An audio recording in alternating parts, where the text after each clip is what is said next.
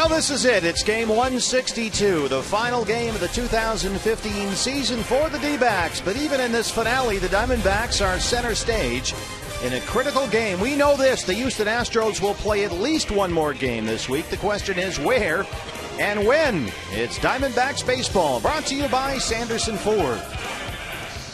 And good afternoon from Chase Field. Welcome to the broadcast. Steve with you, Bob Brenly along the way. This is it, 162, and the Diamondbacks are right in the thick of things here. Everyone in Major League Baseball watching this game, Bob, because no one knows where the Houston Astros will play after today. They are currently one game behind the Rangers for the division lead in the AL West. They lead the Angels by one game for the wild card. They could play in Texas. They could play at home. They could play against the Yankees. They could be anywhere. I'll tell you, the new format, like it or not, has created this last day of the season drama. We were just talking before we went on the air. Can you imagine if every division was bunched up like that at the end of the season? Scoreboard watching would be crazy today. Yeah, the new format has worked brilliantly, and it's given us a great finish here in game 162. Lance McCullers, the rookie, is on the mound for the Astros. It's Robbie Ray for the Diamondbacks. Robbie Ray throwing the ball well here at the end of the season. His last couple starts, he's been really good. You'd love for Robbie to finish on a high note. He's had so many peaks and valleys this season. One thing we know for sure, his age, his stuff certainly plays moving forward. Well, this game really is the linchpin for so many scenarios all over the American League playoff scene, and the Diamondbacks are in the thick of it. What a season it's been, 2015. The final game is next, but first, the plays of the year. It's Diamondbacks baseball on Fox Sports Arizona, final go-round in 2015.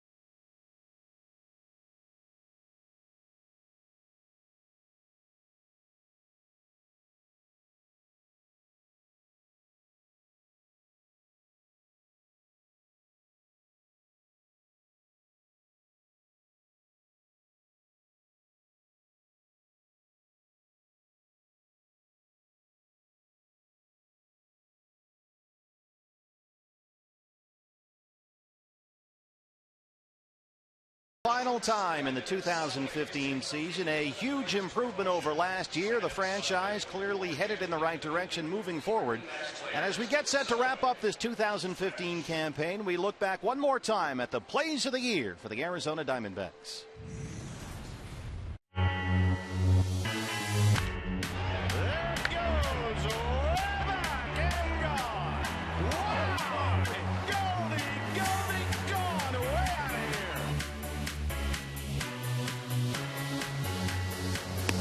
There it is. Ring him up and sit him down. Ball game. Diamondbacks win it. Ender Inciarte walks it off. Pollock goes. He gets a running start. I'd say that's a pretty good jump by A.J. Pollock. Off the mound.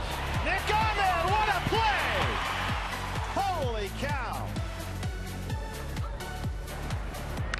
Castillo gives this one a ride. It's headed toward the bullpen. It's headed toward the seats. And that ball is gone. A home run.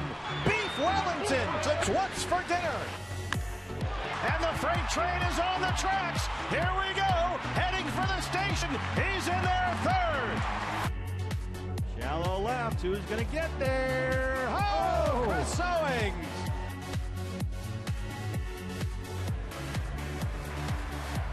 Called strike three.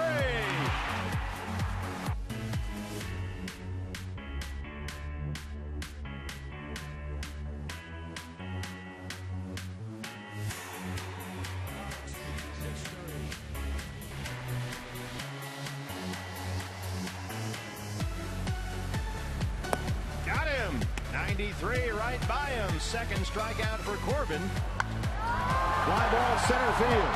A.J. Pollock in the gap, at the track, at the wall, and he's got it! A.J. Pollock, wow! Takes a home run away from Jared Parker. What a play by the D-back center fielder.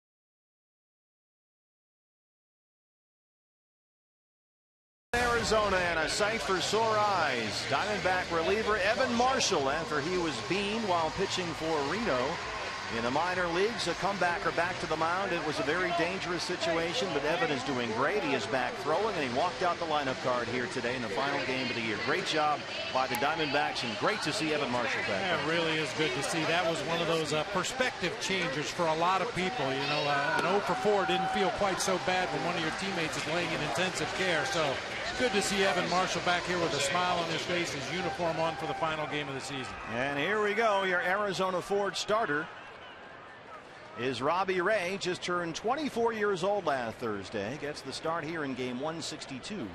Corey Blazer, our plate umpire, a game that the Astros would really like to have. We know this, they will play at least one more game after today. Their season cannot end here. The question is when and where. And here we go, final game in 2015. The D-backs and the Astros from downtown Phoenix, and there's strike one. The numbers on Robbie this year, he's been more consistent lately, pitching with a little more edge out there. He's given up more than 2 earned runs only once in his last 6 starts. Altuve hits it out to left field for Phil Gosselin. One away.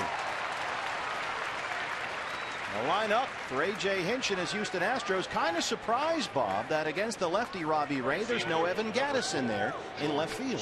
Yeah, Gattis has played a considerable amount of left field in his career, and here at Chase Field, one of the easier left fields in all of baseball. But we always say it, A.J. Hinch knows his team a lot better than we do. Here's how he lines them up. Jose Altuve at second, George Springer in right, Carlos Correa at shortstop. The center fielder will be Colby Rasmus.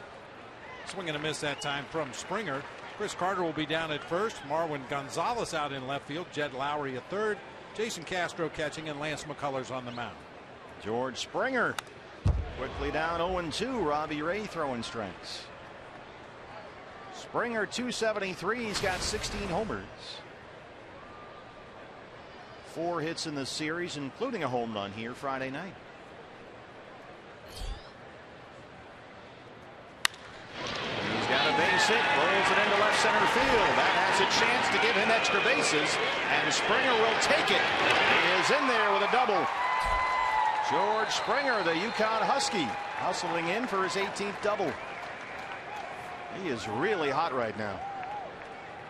Shortstop, number 1, Carlos Correa. Chris Owings playing a couple steps to pull toward that hole between third and short, which left a gap up the middle, and Springer never hesitates into second base on his belly with a 1-out double. He plays really hard all the time.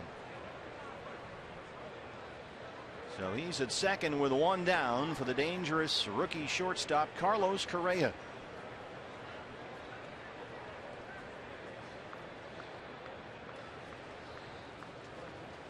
Astros have scored at least 1 run in the first inning in both the 2 previous games in this series. Correa 279 and 22 homers.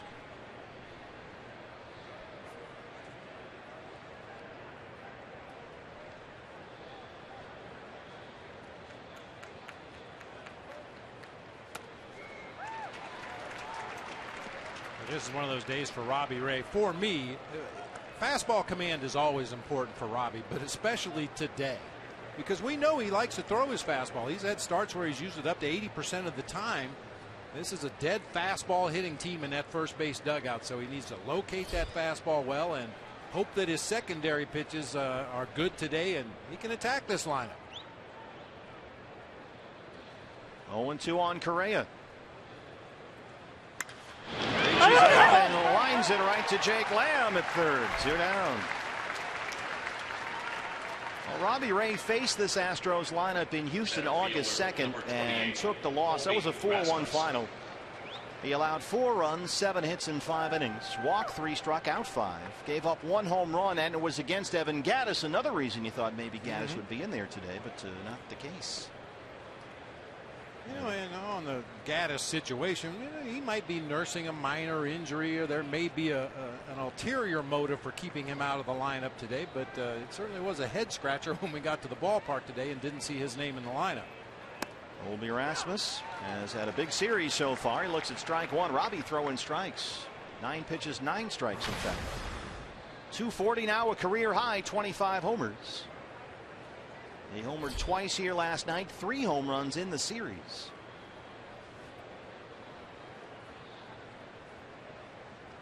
Overshift is on the right-hand side. That is in there for a strike. This is the exact thing you've been looking for all season with Robbie Ray. Attack and get ahead in the count. Take this and bottle it all off season long. 10 pitches, 10 strikes.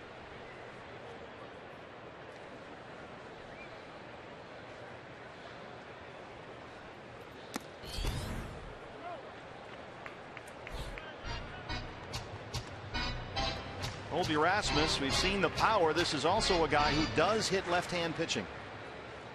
He's batting .256 against lefties this year, including 7 home runs. That's in nearly 140 plate appearances, so no small sample size. 1-2.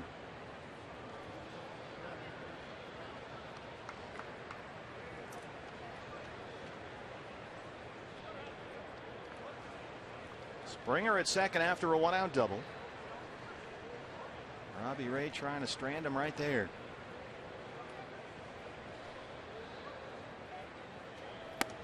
And he got him. Robbie Ray rings up Rasmus. He leads Springer at second. We are underway. It's game 162 at Chase Field.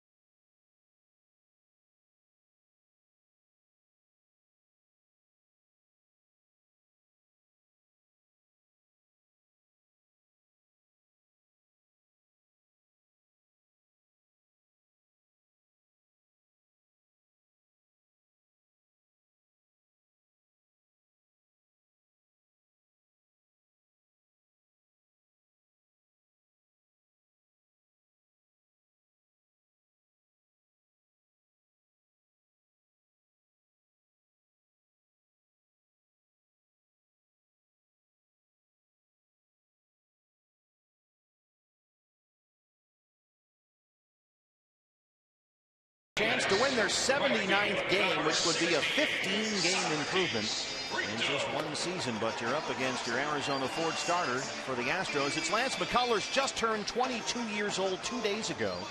He won a big game for Houston last Monday in Seattle. Today he pitches their biggest game this year. Here's Chip Hale. Well, he's got obviously a power fastball and a power breaking ball. That breaking ball is as good as anybody's in the game. So if he's on top of his game, we're going to have to battle him and just scratch out some runs. And if he's not, hopefully we'll take advantage of it and get some good pitches to hit. Socrates Brito gets a first look. Lance McCullers, a supplemental first-round pick by the Astros only 3 years ago out of Jesuit High School in Tampa, Florida. A 3.21 ERA, and he has been very impressive. Here's a lazy fly ball to Marlon Gonzalez. Take a look at the lineup for Chip Hale in game 162. His Diamondbacks. Left fielder It's Brito in right field, leading it off. Phil Gosselin making his way to the plate right now. He'll be out in left field. A.J. Pollock in center field with Paul Goldschmidt at first. Jared Saltalamacchia doing the catching. Aaron Hill getting the nod at second base today. Jake Lamb at third. Chris Owings at short, and lefty Robbie Ray on the mound. Phil Gosselin getting the start in left field this afternoon. He looks at ball one.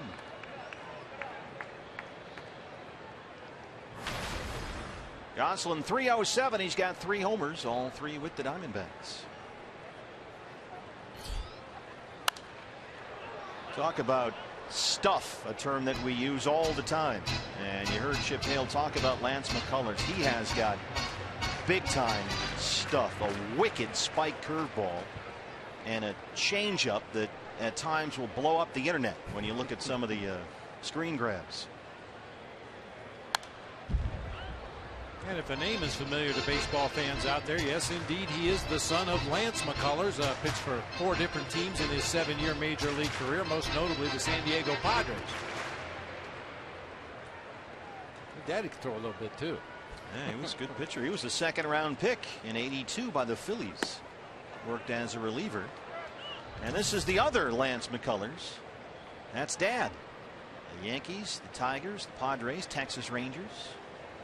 Big league record of 28-31 over parts of 7 seasons, working mostly as a relief pitcher.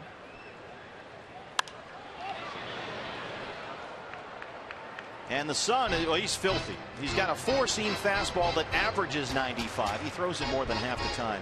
And then there's that big, hard curveball. He can move it all over the place. He throws it. It's a spike curve grip. But he does a really good job of mixing up velocity and location. It's a big breaker up there. You'll know it when you see it right there. He hung it that time, though. Rasmus is there.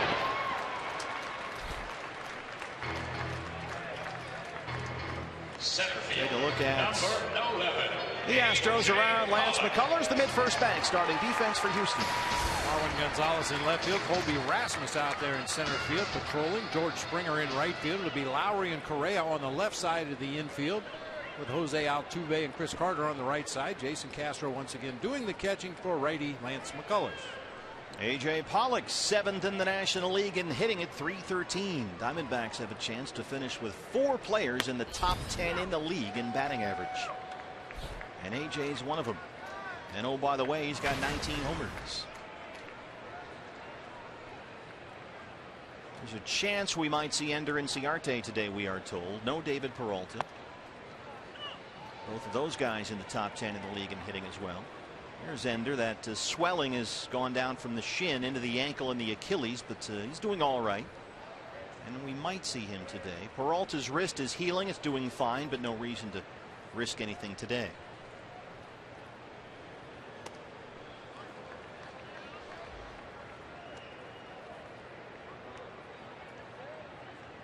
I guess today we have to keep an eye on Christian Yelich, who is the man in the National League immediately behind Ender Inciarte, only 1 point behind, 303 to 302. Yeah, Yelich is having a big second half. Here's a big fly ball to center field.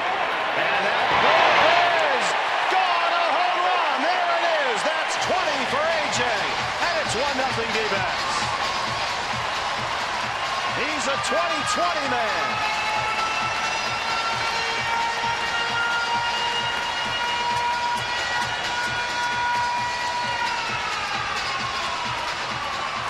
He almost put it in the camera well out there. We've been begging the whole home scene. Get your numbers. Get your numbers. It comes down to the last day of the season. First at bat of the ball game, A.J. Pollock, high off the batter's eye out there in center field for number 20. Here's a guy that can hit him out there. Goldie. 1-0 D-backs. Colors misses at 96 away. Goldie 3rd in the National League at 319. Now we need him to single or walk to have a chance to steal 2 bases and get to 40. Get those round numbers. Get the numbers. Yeah, it's funny. A.J. started today with 19 home runs. One shy of 20. He's there now. 39 doubles, 1 shy of 40. And as you said, 2 stolen bases, 2 shy of 40. 2-0 on Goldie. Drop that hammer in there. Well, certainly he doesn't need those numbers to validate his season, but as I say all the time, it really looks good on the back of your bubblegum card. A lot of people look at the numbers and they go off season. First set of teammates in the 2020 club in 4 years. A.J. Pollock, Paul Goldschmidt. Goldie 32 homers and 21 steals. 3-1 pitch. Corey Blazer says strike 2, and it's a full count. Goldie 3 hits in the series, including his long home run here last night, his 32nd of the year. Drives that out. Springer in the corner. And he runs it down. A.J. Pollock, his 20th, and it's 1-0 Diamondbacks.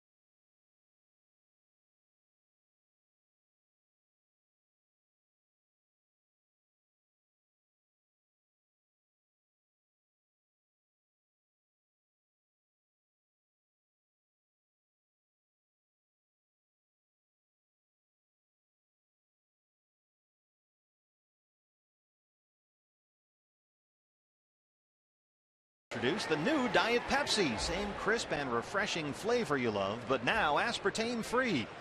Pick up some today at your local retailer. It's the new Diet Pepsi. Chris Carter leads off the Houston second against Robbie Ray.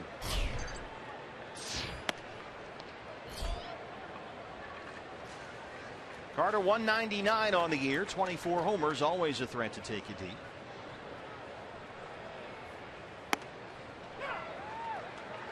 He's got 3 hits in the series. He has doubled twice, knocked in a couple of runs.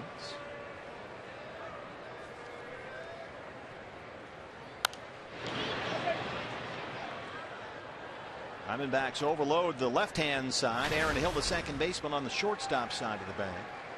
The numbers on Carter this year. He's a big dude up there. It's 6'4", 250. Salty can't hang on. 1-2 still. Tell you what, Bob, this is the Robbie Ray that the coach has been asking for, and we've been waiting for. The pace, the way he's attacking hitters, getting ahead in counts. It's been kind of fun to watch his progress. At times a little frustrating to watch his progress, but you mentioned the pace. There were times this year where he was just agonizingly slow out there between pitches. They got him to pick up the pace a little bit. He saw some good results from that. They encouraged him to use his secondary pitches a little more. He suffered through some games trying to do that, but I think he's to a point now where he feels like it's all coming together, unfortunately, right at the end of the season. Well, he certainly want to end on a good note, and yep. Robbie has been more consistent over the last 6 or 7 starts. And a lot of positives to take away from his 2015 season. You forget he's so young, Robbie Ray. He's really still just a kid. He just turned 24 a couple of days ago.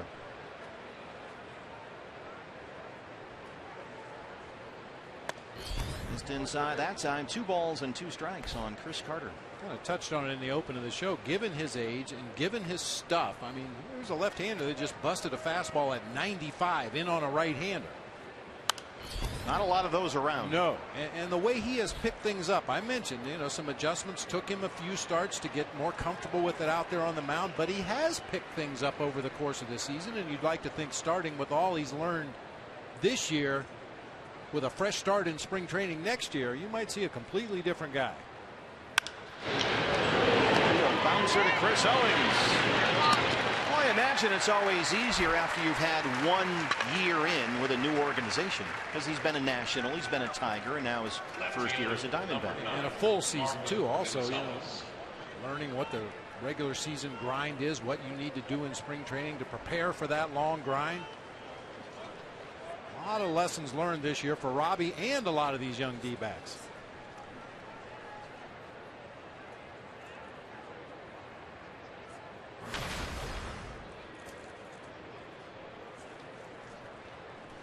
Switch hitting Marwin Gonzalez getting the start in place of Evan Gattis in left field for A.J. Hinch.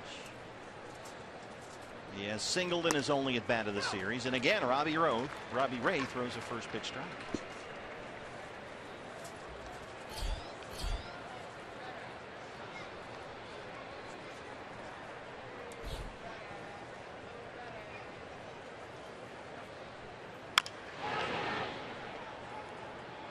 Gonzalez has been a valuable guy for the Astros. Versatile defensively, can start, come off the bench, switch hits. He's got power from both sides of the plate. And he's hitting over 300 since the All-Star break.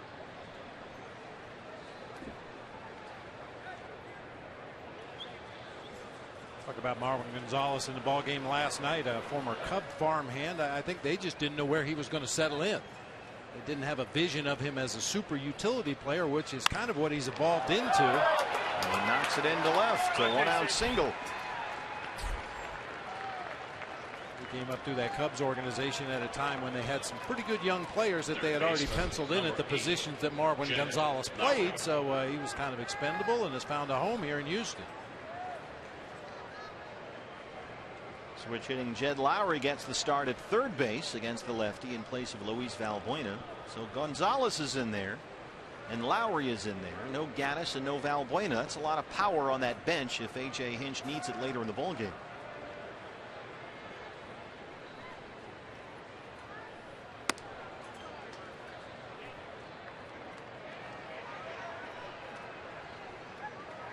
Dallas Keuchel, 20-game winner, likely the Cy Young winner in the American League. He is lined up to pitch Tuesday in the wild card game on short rest if they're playing in that game. And there are a myriad of scenarios involving the Astros. If we can go through all of them for you, it's a little confusing, but it's not too bad. We know one thing: they will play at least one more game after today. They have already clinched at least a tie for the second AL wild card, so their season will not end today.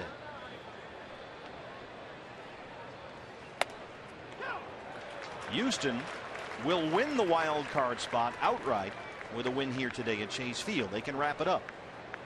A Yankees loss to Baltimore today, combined with an Astros win, means Houston would then host the Yankees in that wild card game. The Yankees can still play that wild card game on the road, despite the fact they clinched several days ago, 4 or 5 days ago. Now you're watching very closely the Rangers game. They are hosting Anaheim, and right now the Angels, after a 2-run homer by Albert Pujols, lead Texas 2-1. That's still in the first inning. A Rangers win over the Angels today clinches the AL West for Texas and eliminates the Astros from the division race. But the Astros can still win the West as well. A Texas loss and a Houston win forces a 1-game tiebreaker for the AL West title tomorrow in Arlington. The loser of that game would then play the Yankees in the wild card game. Wait, there's more. I know. That's why I'm laughing. Robbie Ray strikes out Jed Lowry. If the Astros lose this game today and the Angels win in Texas, there will be a 1-game wild card tiebreaker with Anaheim at Houston tomorrow. Jason Castro. The winner of that game would then play the Yankees. So you with me? Oh, you lost me a long time ago. That's what I was telling you earlier. This is why this time of year is so much easier down on the field, either as a player, a coach, or a manager, because all you worry about is winning. We need to win. You can't control the Angels and the Rangers. You don't know what's happening with the Yankees, but all you know is we need to win. Just win, baby. Just Al win, Davis baby. said. Keep it simple. Jason Castro, the catcher, 213. He's got 11 homers.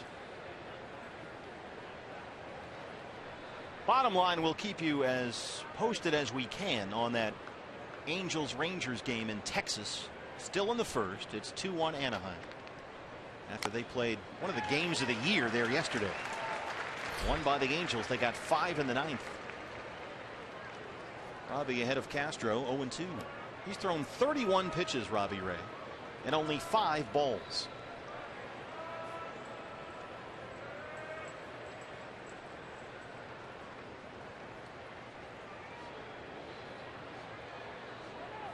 That Yankee game is at Camden Yards, Oriole Park. Baltimore leads New York 2-0 in the second inning.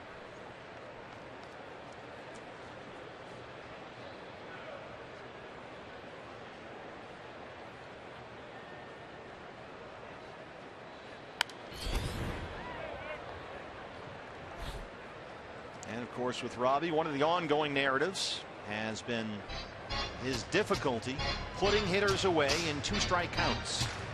A lot of foul balls. The pitch count goes up, and that's another thing to work on in the offseason. Get deeper into games. Try and trim down that pitch count. Put guys away in just these types of situations. Just missed that time. 1-2.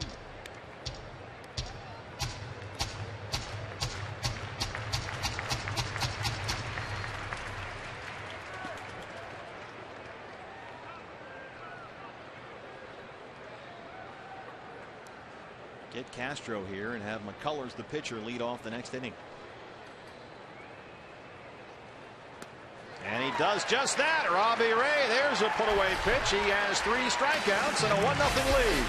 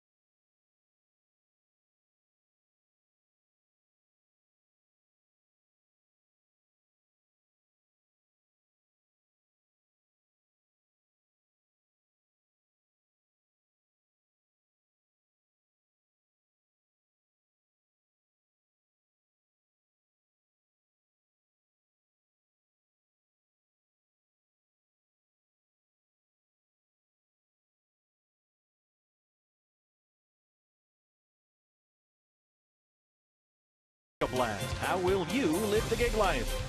By Lone Butte Casino. You're in for more winning moments at Lone Butte Casino. And by Jack in the Box. Taste the home-style ranch chicken club sandwich today. Only at Jack in the Box. Well, BB, I tell you what, the wife, Cindy, was down there in the team shop here at Chase Field, and she said it was nuts. They were lined up buying stuff down there. Final day of the year. Yeah, rightfully so. I mean, I don't know exactly what it is. Around 90 shopping days till Christmas, and you know you have a D-backs fan on your list, so come on down. 1-0 Diamondbacks on A.J. Pollock's 20th home run of the year. Jared Saltalamacchia leads off the second against Lance McCullers. Salty 224 with 9 home runs.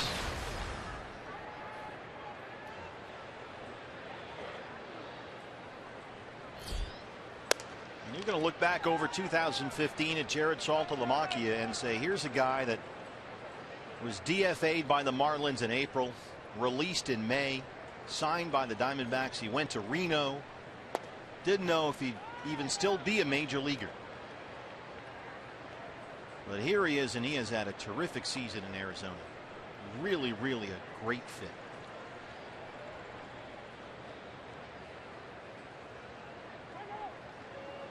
And one thing that has really helped Jared Saltalamacchia as far as his career is the numbers that he's put up off the bench. You know, switch hitter, a little pop from both sides of the plate. You show you can be an effective bat off the bench. Switch hitting catcher. There's going to be some door knocking on Jared Saltalamacchia this winter. Some teams are going to come interested, and I'm sure Jared will listen. He's made no secret of the fact he'd like to get an opportunity to be a starting catcher again, and you certainly can't blame him for that. He's only 30 years old. Still plenty of gas in the tank. He's shown that this year. And he was 8 for 26 as a pinch hitter. And one of the things about Salty is he's hit right-handed much better than he has previously in his career. He's been fairly lopsided in terms of the production from the left-hand side. This year, though, the right-hand side very effective. McCullers rings him up. There's that breaking stuff. It is filthy. His first strikeout. Yeah, it looked in the first inning like McCullers was really trying to overthrow that curveball, but that last one to Jared Saltalamacchia a little more under control, kind of allowed the ball to take the break, and if he figures out that right release point and the right arm speed, that's going to be a nasty pitch to deal with. It's working Salty down and away. Here's Aaron Hill.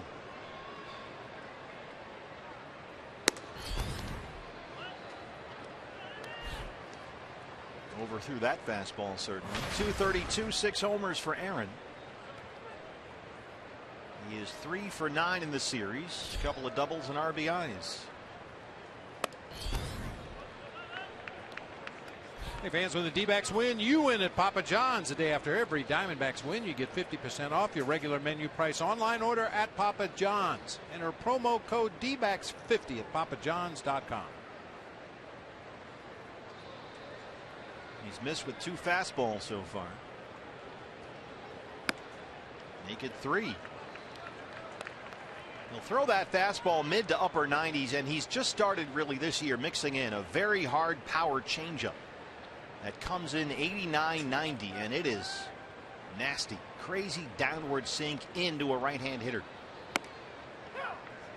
3-0 fastball is a strike. It's a changeup that McCullers worked on with the Rays' Alex Cobb. They were working out together in Tampa. He's from Tampa. He kind of picked it up from Cobb, and that changeup curveball combo has really worked well. That one bit him. Last day of the year. Perfect. Right? Yeah, you're going to be limping the first week of the off season. Pow, right off the left foot.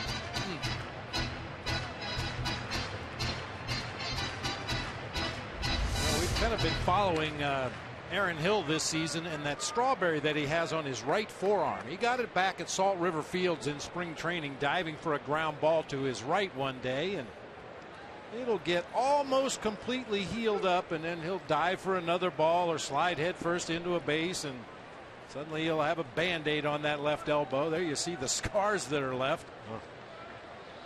But right now closed up, so that's good news.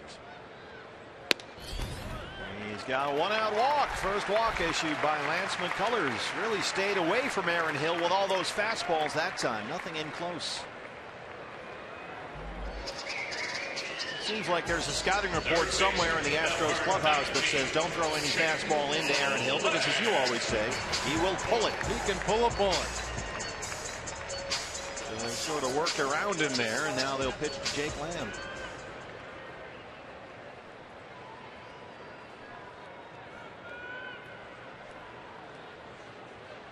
Astros overshift on the right-hand side. Correa, the shortstop, is behind second base umpire Laz Diaz.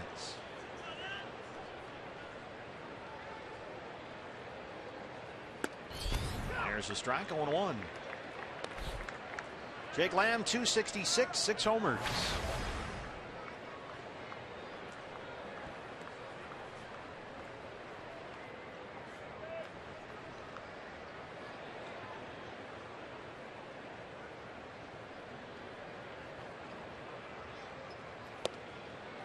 Can't check his swing there. That breaking stuff. This is the changeup. Yeah, there's that changeup.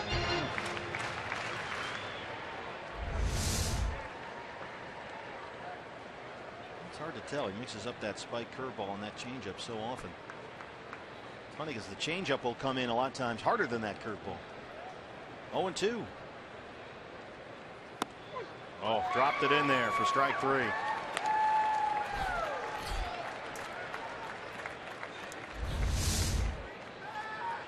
Shortstop, number 16. Short, sharp, late breaking. When it takes a little off, it becomes a little more of a traditional rolling curveball, but that one he threw very hard at a velocity that most pitchers throw their hard slider. Chris Owings.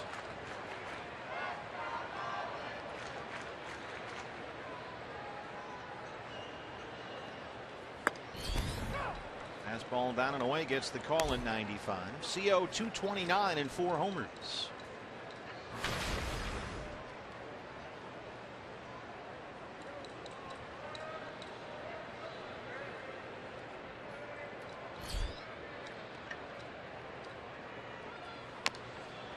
A.J. Hinch was talking about Lance McCullers. Says the stuff across the board excellent. The fastball, the breaking ball, the changeup, all outstanding, says the skipper.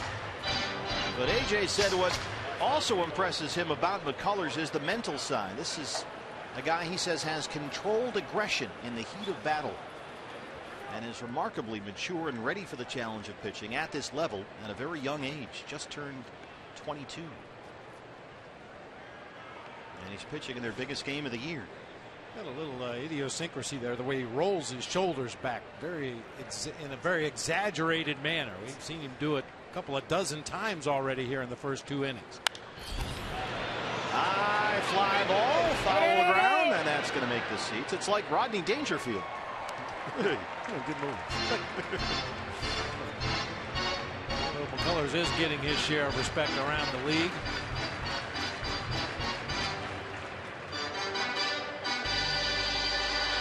Last season he was an A-ball. He was a Lancaster Jethawk pitching in the Cal League, where he had a losing record. I don't know anybody that ever enjoyed pitching in Lancaster. Woo. Wind blows out to right field about 70 miles an hour every night. We had to stop batting practice there. Lancaster used to be a Diamondbacks affiliate in the Cal League, and we went there to play an exhibition game one year and ran out of balls during batting practice. Guys were just hitting him 600 feet to right field. Yeah, he had a 5.47 ERA and a losing record there last year, but now here he is. Correa. We go the short way for the force on Aaron Hill, and that's the inning. We are through 2. D-backs lead at 1-0.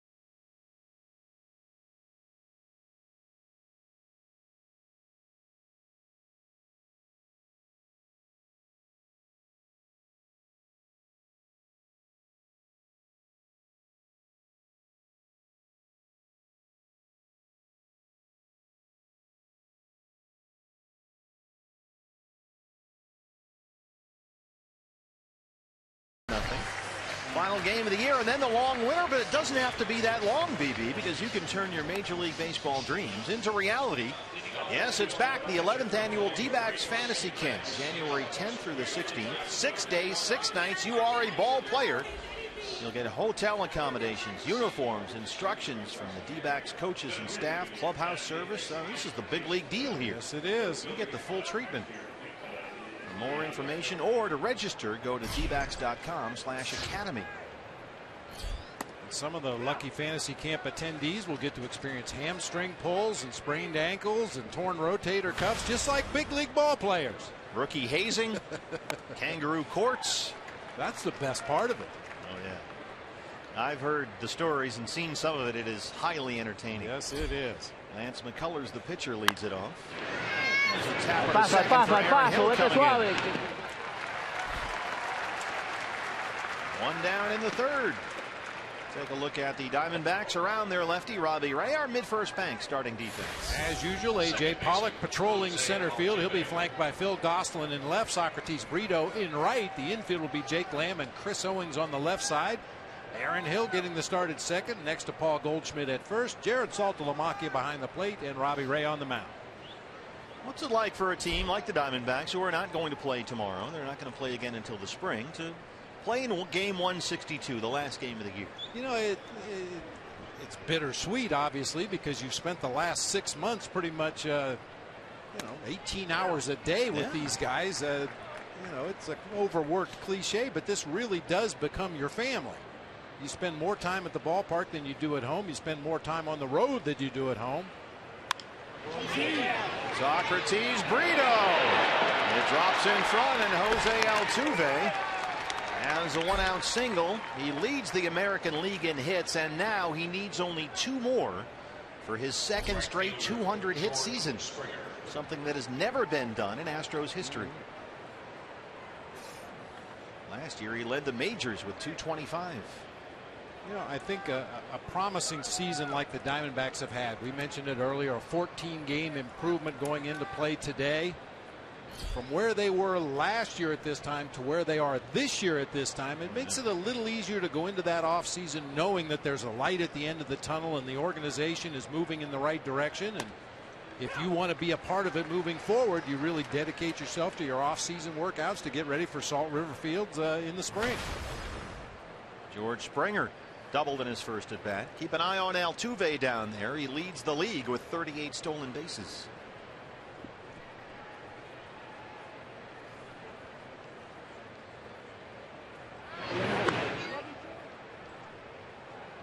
Well, there's no question, even though the Diamondbacks wish they would continue playing in October, and it's been a very positive season. A chance today to win their 79th game. That would be a 15-game improvement in only 1 year. And the message is clear. They expect to be playing late into October next year. That's not the goal. It is the expectation, and there's a big difference.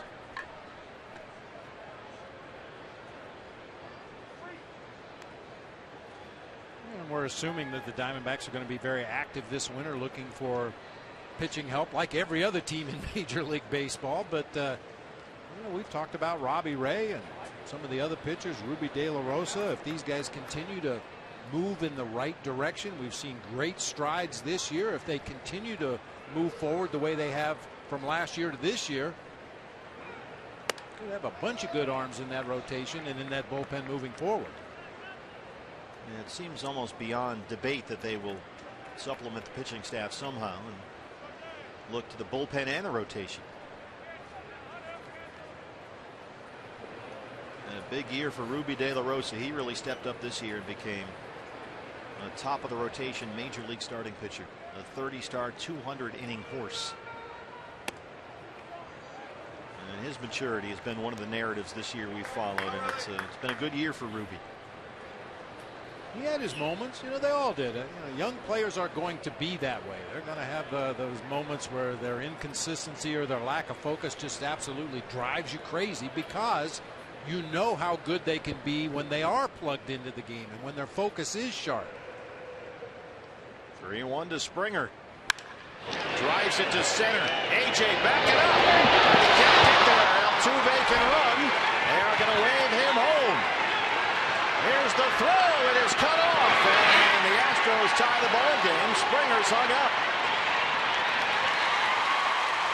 will go in the books as an RBI double for George Springer. And it's 1-1.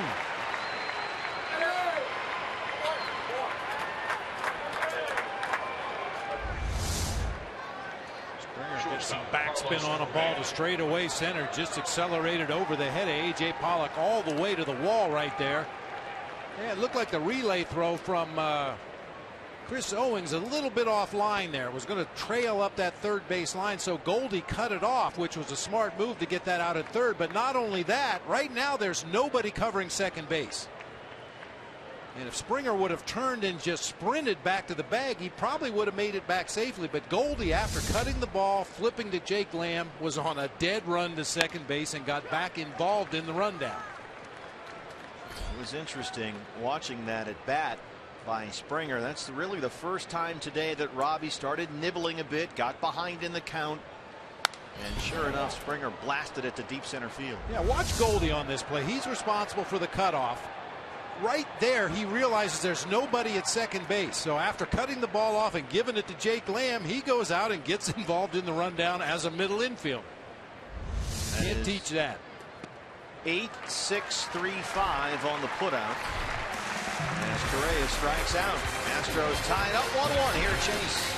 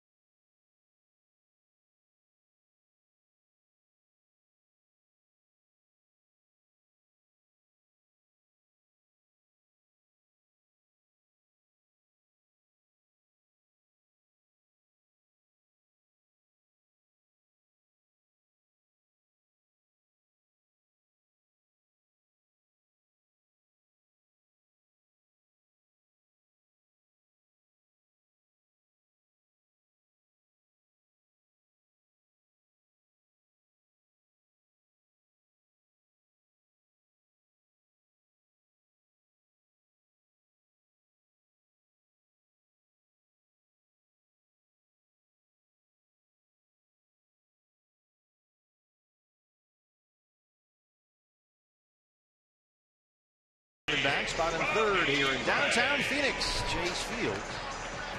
And Robbie Ray, the pitcher, will lead off the home half of the third against Lance McCullers.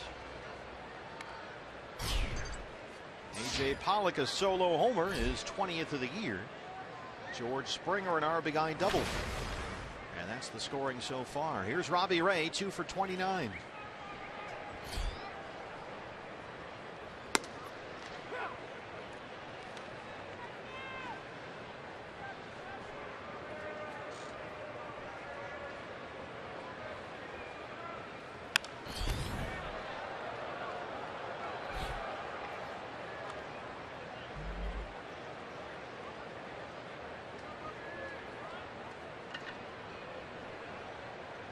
A.J. Pollock's home run, still the only hit so far for the Diamondbacks against Lance McCullers, who strikes out Robbie Ray.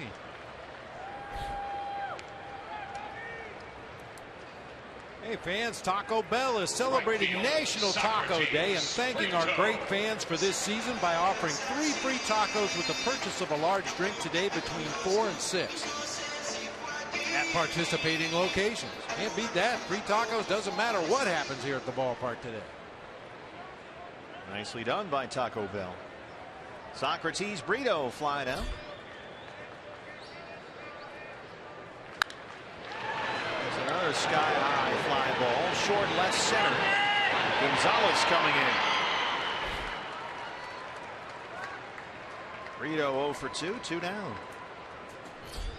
And speaking of the fans, once again, a huge tip of the cap to Diamondbacks fans. We know money's tight right now, and you have choices where you choose to spend it. But for the 18th consecutive year, the Diamondbacks have gone over the 2 million mark in home attendance, and we can't thank you fans enough. Outstanding all year long.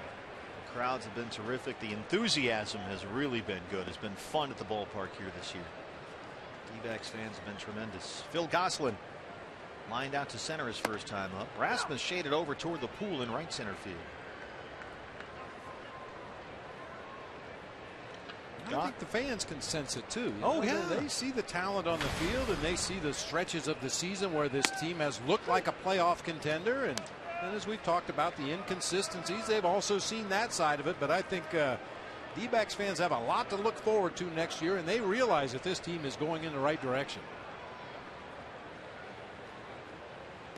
Talk to fans all the time at the ballpark, walking around at the mall, wherever. They're excited. They're into it. You see D-backs gear all over town.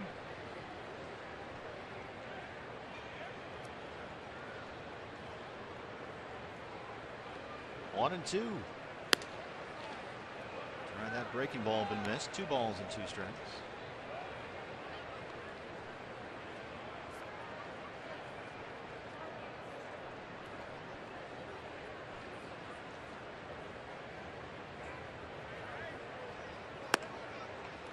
Ball misses away. Gosselin's worked at full 3 and 2.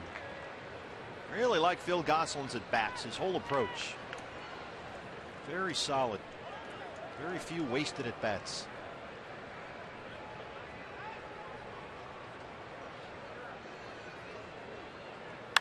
Drives it out to right, and it's a base hit for Gosselin.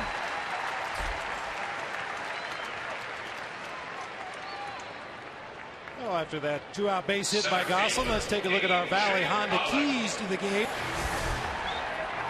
We've talked about it. This team has come a long way this season from where we were last year at this time. But their realization is there's still a ways to go. As we've said repeatedly already today, there's a light at the end of the tunnel, and it is approaching quickly. Full steam ahead. Sail into open waters here. A.J. Pollock, his 20th home run back in the first. We may have to replace that boat with a bus. Get the kids driving the bus. I like that. Good call. That'll drop in. Gosselin takes the turn. It rolls into the gap. Andy Green is going to stop him there. A.J. 2 for 2. I like it.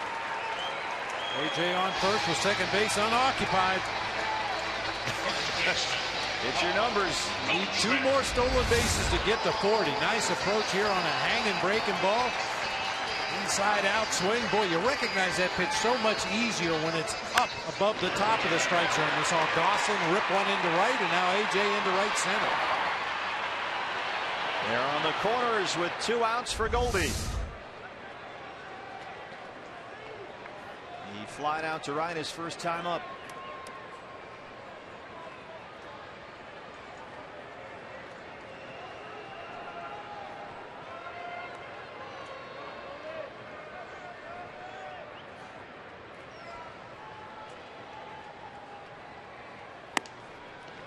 Goldie with a big finish to the season.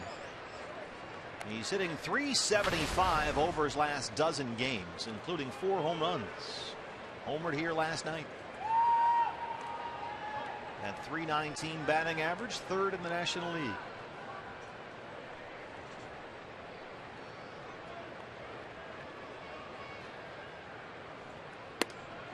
In there for a strike, 1-1. This was Goldie last night. Number 32.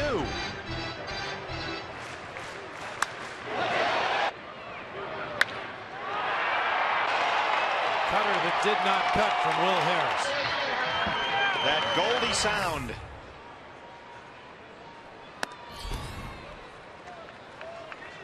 It's a big at bat in the ball game right here for young Lance McCullers.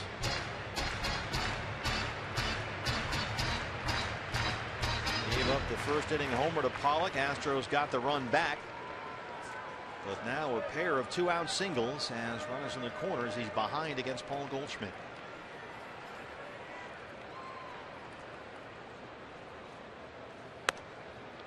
3-1. Salty on deck. A look down to Andy Green at third.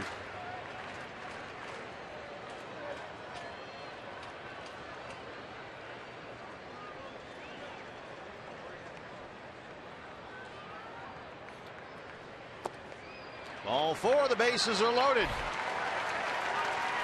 All with 2 outs. Second walk issued by Lance McCullers.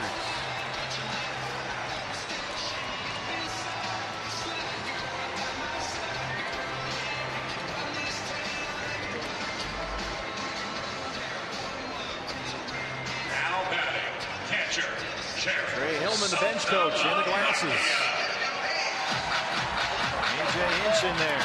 They need this ball game.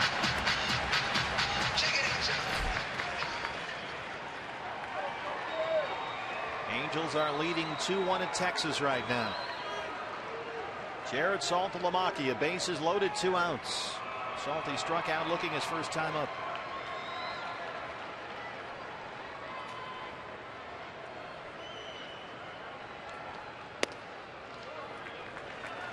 Salty, the switch hitter, left hand is his power side. 6 of his 9 home runs have come this year, batting left-handed.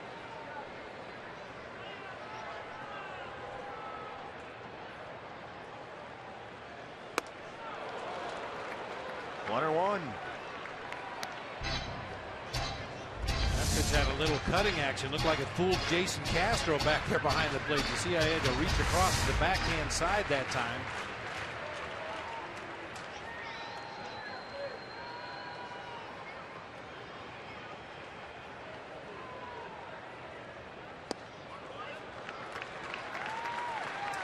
Two balls and a strike.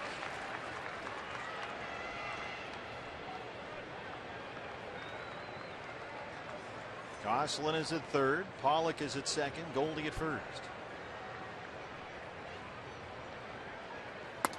Big cut at that one. Fastball by him. 2-2. Very similar pitch to the one earlier in the at bat. Just a fastball at 95 with a little bit of cutting action inside. I'm not sure if he's intending to do that or he's just pulling that ball to that side of the plate. His motor is running out there. You can tell Lance McCullers. He's worked up a pretty good lather here.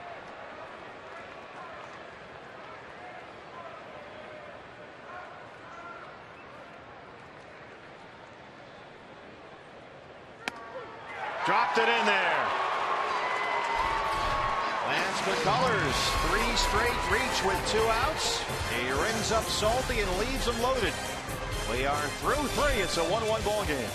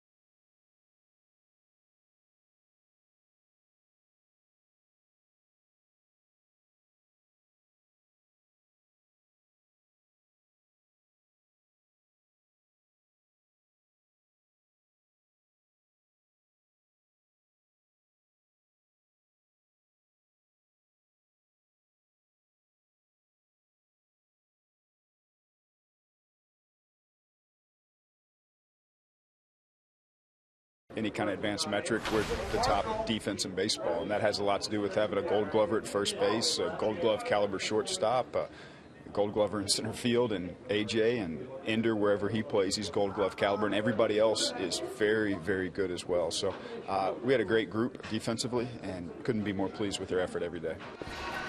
Andy Green spelled it out for me this morning, saying there's two ways to win a game: score runs and prevent runs. And he's not the only one who's boasted about the defense this season from the Diamondbacks. Chip has called it a game changer. Harkey has credited the defense for keeping his pitchers in the game. And both Ward and Gracie have cited the way key plays on defense have shifted the momentum in a game and carried over, igniting the offense. So clearly the Diamondbacks found a lot of success this year on the field, and they hope to build off that heading into the winter and spring.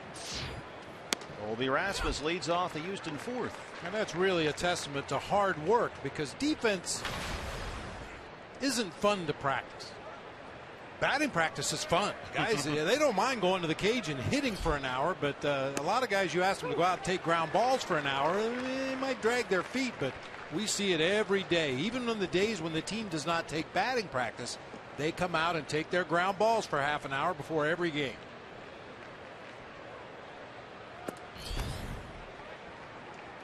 Yeah, that hitting is fun. You never have any trouble getting guys to come out for extra BP. Yeah, sure. Show up at noon for extra BP, I'll be there. Yeah, show up at noon to take some ground balls and field some barehanded bunt plays, and we're going to hit some line drives in the gap and work on cutoffs and relays.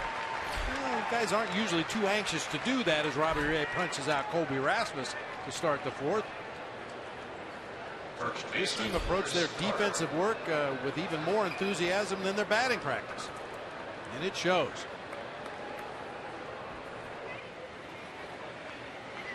And Baxter, he's all about the fundamentals. Something. There's Carter. Jake Lamb knocks it down. And Carter's aboard.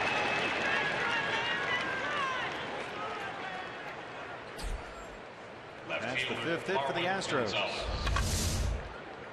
And you can see the way Jake Lamb reacts at the end of this play. Just off the webbing of the glove, he slams his right hand down on the dirt. These guys think they should make every play.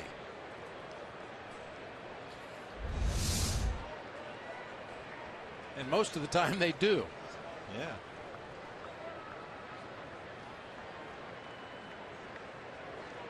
Marwin Gonzalez. Gonzalez singled his first time up.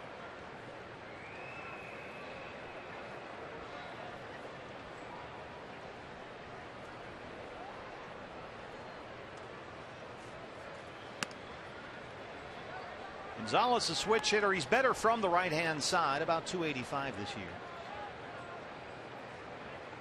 And he's got power from both sides of the plate.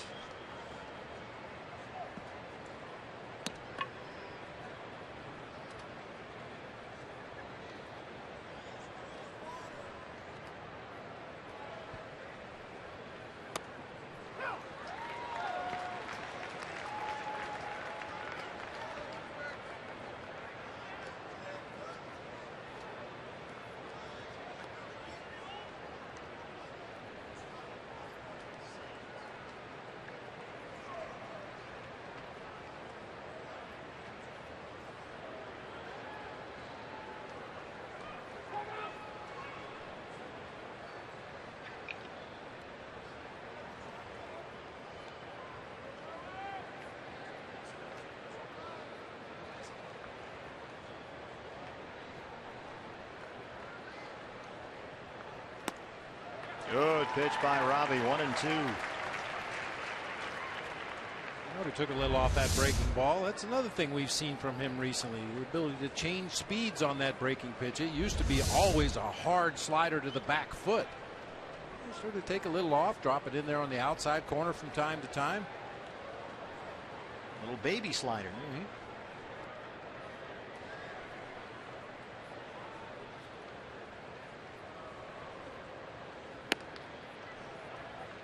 Now this guy might be the most frenzied person in the ballpark today. The gentleman in the striped shirt right in the middle of your picture is Dan O'Neill, the director of team operations, which loosely translates into the traveling secretary for the Houston Astros. Good luck. Yeah, thank you very much. We're told the Astros have reservations at 3 different hotels in 3 different cities and have no idea where they're going until later today. 2-2 in the left, a base hit. Well, A.J. Hinch knows what he's doing. No Evan Gattis in there. Instead, he went with Gonzalez in left against the left-hander Robbie Ray, and so far Gonzalez 2 for 2. Baseman, Jed Lowry.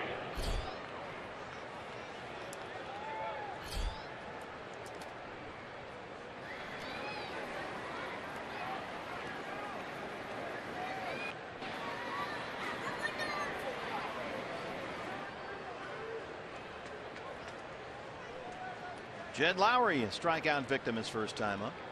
Chris Carter is at second. Marwin Gonzalez at first. 1 out.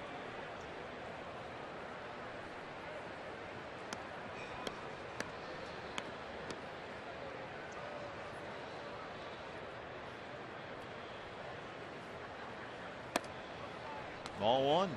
Lowry walked twice yesterday. He is 1 for his last 21 at the plate following a 6-game hitting streak.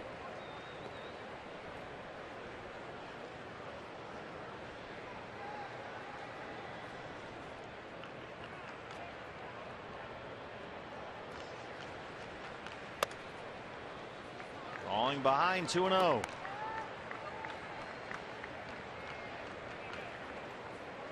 This is where Robbie got into trouble in the previous inning. Altuve had the 1-out single, fell behind in the count to Springer, went to 3 balls, and Springer banged a double off the wall to tie the ball game.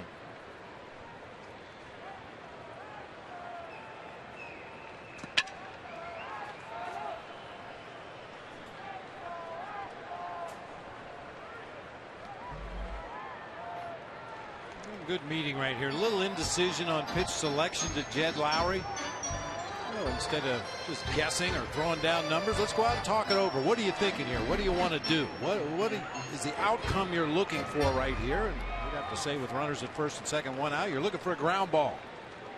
So something down, either that hard slider down and in or the hard fastball down and away.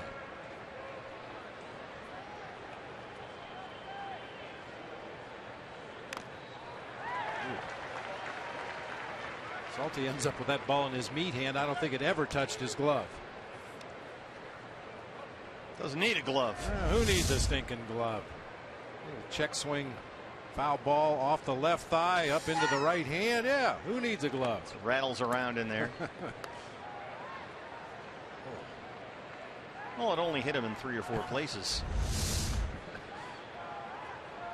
2-1.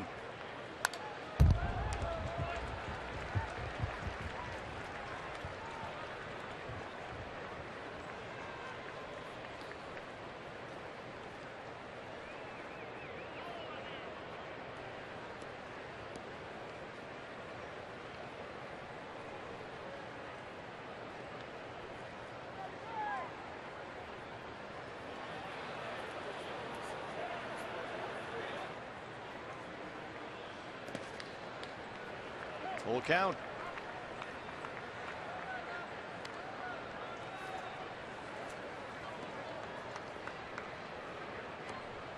I don't think that A.J. Hinch would start the runners, especially since Chris Carter got thrown out at third base twice in the ball game last night. Not great speed at second. Marwin Gonzalez, an average runner at best at first, but we'll see. Jed Lowry, a good contact hitter. Runners hold on 3-2. That's in there. Called strike 3. 6 strikeouts for Robbie Ray. 2 down. Money pitch right there. Corey Blazer rings up Lowry.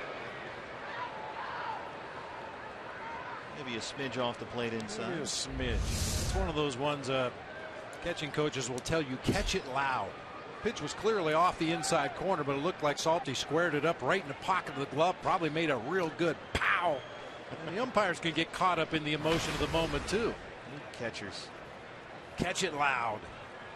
Castro, a strikeout victim his first time up to win the second.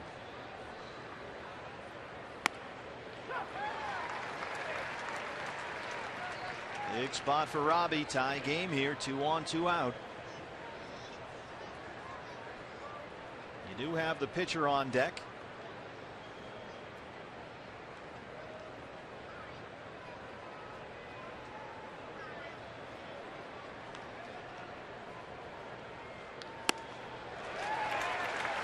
The This is as good as Robbie Ray has looked since before the All-Star break. And a nice bounce back here in this inning after giving up the back-to-back hits. Now 2 down as a hitter in an 0-2 hole, but don't get greedy here. As you mentioned, the pitcher is on deck, and Jason Castro is still a dangerous hitter. These Astros don't cut down with 2 strikes.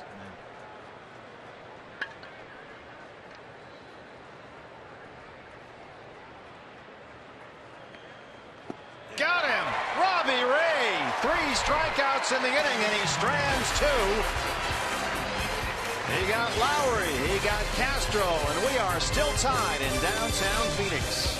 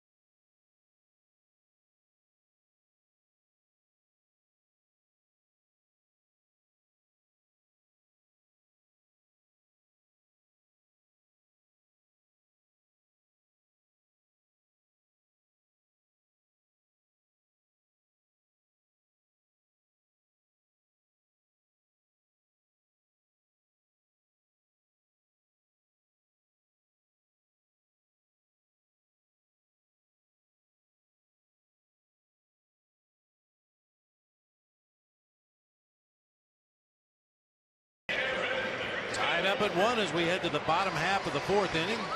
Peyton coaching them up out there. While we have a moment here, let's take a look at our Geico This Day in Baseball History. We didn't know it was going to be baseball history at the time, but on October 4th, 1944, Tony La Russa was born in Tampa, Florida. Happy birthday to Tony La Russa. Now the work really begins for the CBO here. As he head into the offseason, he and his staff have a lot to discuss and figure out. Yeah, we had him in the booth the other day. I asked her, what's next? Are you going to go watch some of the playoffs? And he said, maybe the World Series. We have a lot of work to do this week. Coming from him, that's kind of amazing. Because he is into it, man. Aaron Hill leads off the bottom of the 4th here. Good ball game, 1-1. And of course, we are keeping a close eye at, what is it, Globe Life Park in Arlington, Texas, where the Angels lead the Rangers right now, 2-1. In the 4th inning. So Texas has a chance to win the division at home with Cole Hamels on the mound. But they trail Anaheim. Pujols has hit a 2-run homer. The Yankees are trailing at Baltimore 2-1. That factors into the American League wild card scenario.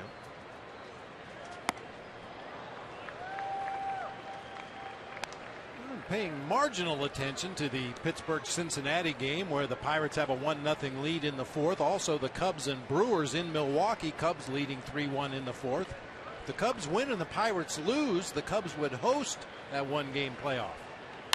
Pop up. Foul ground. First base side for Carter.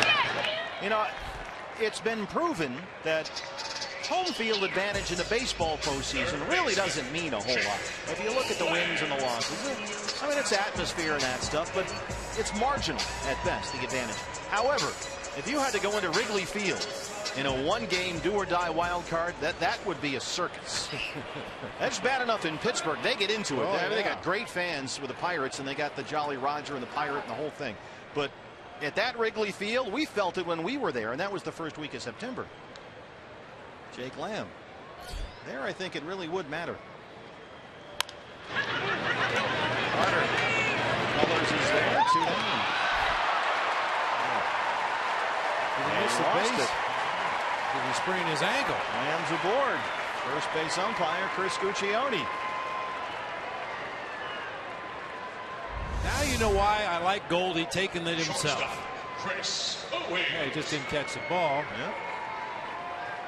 I mean, Chris Carter takes 3 more steps. He can touch the bag himself right there. Why even flip that ball? Just take it yourself. He clanked it, looking for the base. That is E1. It seems like such a simple thing, and you may see that play 99 times in a row, but the one time that pitcher is trying to find the base and find the ball and beat the runner and drops it like McCullers did right there, could end up costing you a ball game. Hopefully. Yeah. Chris Owings hit into a fielder's choice to win the second. CO hitless in the series.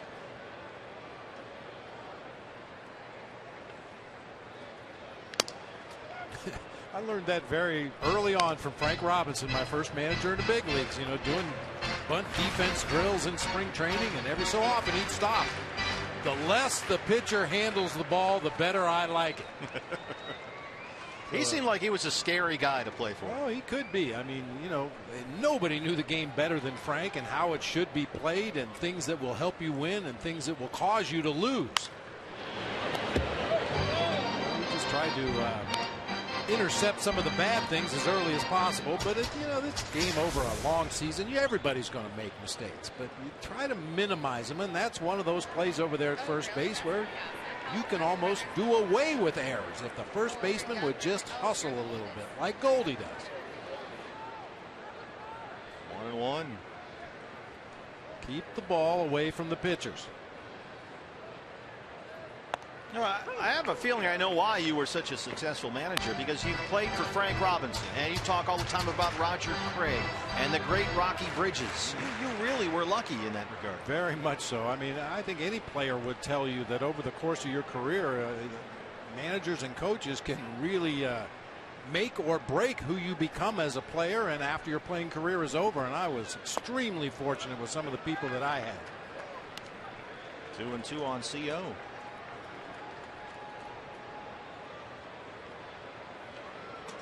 Some of the guys were basically unknowns. I mean, you have to be a really good Astros fan to know who Bob Lillis was. But Bob Lillis was a tremendous coach and really knew the game inside and out, the nuances, the little things that even baseball people don't notice sometimes. Well, Colors drops that breaking ball in there for his 5th strikeout. There's that big spike curve. Yeah, so a little bit of a flinch there from CO. Another example, you know, so often we hear that scouts and baseball people don't like short right-hand pitchers. And we were just talking about this the other day with Tim Hudson. And here's another example of maybe that idea should be thrown out, because Lance McCullers has got some stuff.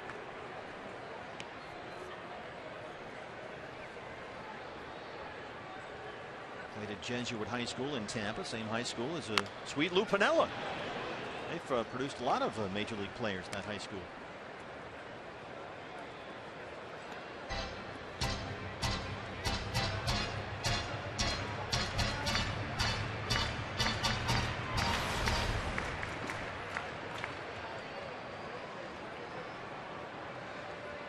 Diamondbacks still with only 3 hits, 1 by Goslin, 2 by Pollock. 4 through 9 yet to collect a base hit against Lance McCullers. Robbie Ray slaps it there down the left field line. Jake Lamb will head for third. Gonzalez has it in the corner, and it's a double for Robbie Ray. Driving the bus. The first extra base hit of the year by a Diamondbacks pitcher. Nice going, Robbie Ray. Get your numbers. It looked like Ender Inciarte on that swing. He just let that curveball get deep, you know, all those things hitters say, and slapped it right down into the corner. That's a pretty nice play right there by Marwin Gonzalez. That ball could have very easily gotten by him into the corner, allowing a run to score, but Gonzalez trapped it against the side wall and held Jake Lamb at third base. Big at bat for Socrates. Brito, second and third. He balked in a run. Oh. Third base umpire, the crew chief, Jeff Nelson, sends Lamb home, and it's 2-1 Diamondbacks. And how's that drop ball at first base looking right now? Yeah. McCullers has dropped a ball covering first and balked in the go-ahead run. A.J. Hinch. I'm sure here with this visit, keeping in mind that he's out there with a 22-year-old starting pitcher. Yeah, took that deep breath and kind of rocked back as if he were going to begin his windup and then stop.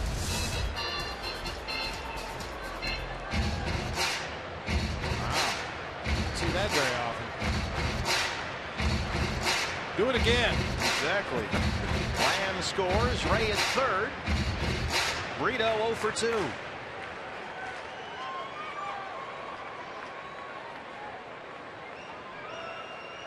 Socrates doubled last night. He is 1 for 10 in the series. There's a strike, 0-1.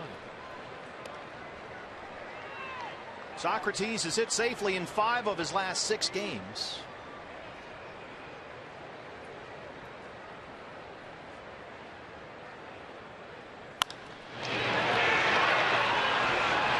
Altuve throws him out. They strand Ray, but they get 1 through 4. D-backs lead at 2-1.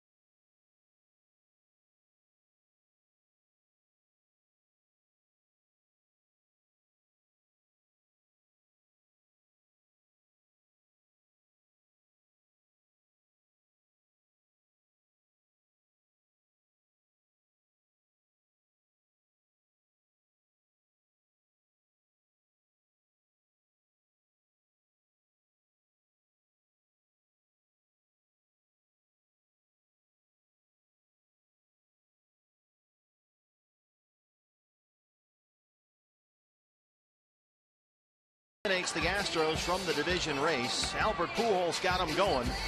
A 2-run homer against Cole Hamels. Prince Fielder has gotten 1 back so far. Right now at Arlington, bottom 5. And Anaheim leads Texas 2-1. Same score here. D-backs over the Astros.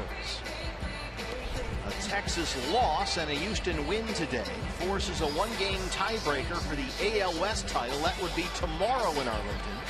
The loser of that game would play the Yankees in the wild card game. An Astros loss today and an Angels win in Texas means a 1-game wild card tiebreaker with Anaheim playing at Houston tomorrow. Boy, Robbie Ray, he has looked as good as we've seen him all year. He's got 7 strikeouts and he's made some big pitches in this ball game. For the most part, been ahead in the count all day. He's given up a run on 6 hits. And Lance McCullers, who had a rough inning there, will lead it off here in the Houston 5th. McCullers had an error and a balk that led to the go-ahead run. The numbers on Robbie so far: no walks, 7 strikeouts.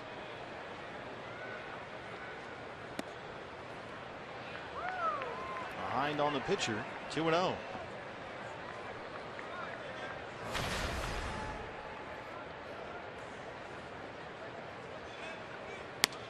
There's the strike. You know what you really like about this, Bob? Lost track of how many times we've seen it. 5th inning here. Oftentimes, right at this point in the ball game, Robbie Ray is over 90 pitches. Yeah. We've seen that a number of times. But look at this. Right now, 70 pitches, 53 strikes.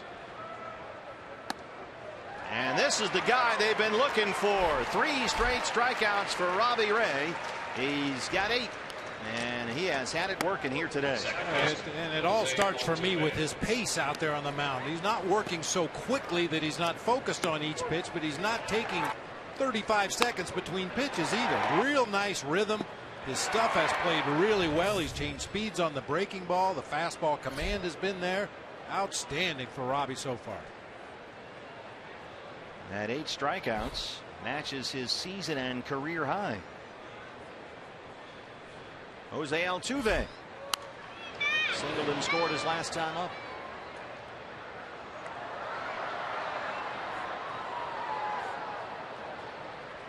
It's the 5th time this year Robbie has struck out 8 batters in a ball game.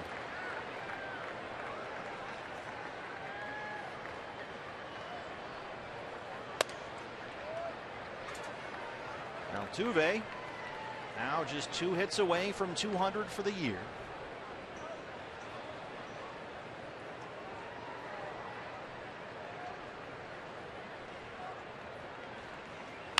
He's got another one down the left field line and set it for the corner. Gosselin picks it up out there. No, he's got trouble. Altuve is headed for third. And he is in there. Gosselin couldn't find a handle out there. And an extra 90 feet. Tying run at third now with 1 out. Right fielder. Altuve kind of smothered that ball, but puts it right down the third baseline just past a diving Jake Lamb. It scored a triple. Gosselin didn't touch it, but did misplay it. He kind of looked off the ball when it hit the sidewall there to see where Altuve was, and just kind of fanned on it. Altuve right now 5 hits in the series. He has doubled twice, tripled and homered. He's the tying run 90 feet away. 1 down. George Springer 2 for 2, a pair of doubles.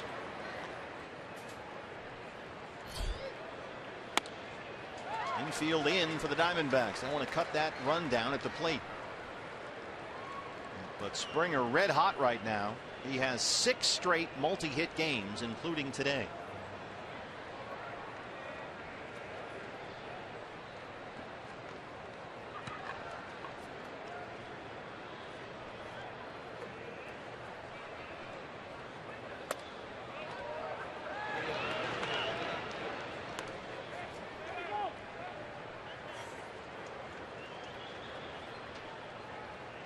Springer last 22 games hitting over .330.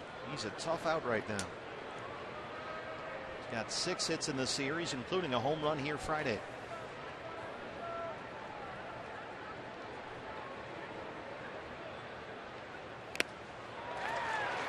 One and 2.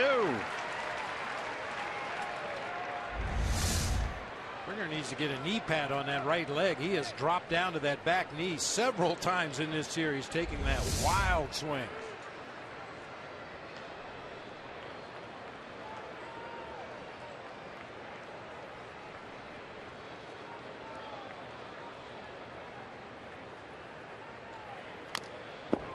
Got a piece of the fastball. You got to think Robbie might hesitate to throw a slider here with Altuve at third. Maybe.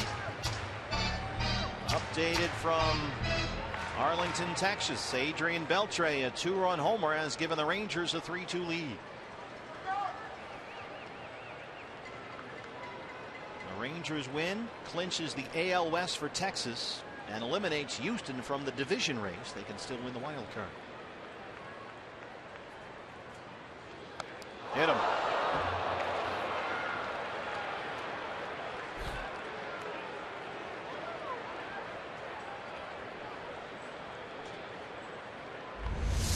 If you're going to miss farther in. Don't let that ball stray out over the plate where Springer could get it in the air to the outfield. Tried to come in with a 4-seam fastball right off the left hip of George Springer. And this is a touchy subject for the Astros. Springer was hit by a pitch July 1st, suffered a right wrist fracture, and missed more than 50 games. They just got him back first week of September. And now Chip Hale wants to talk it over. You've got Carlos Correa coming up, the right-hand hitter.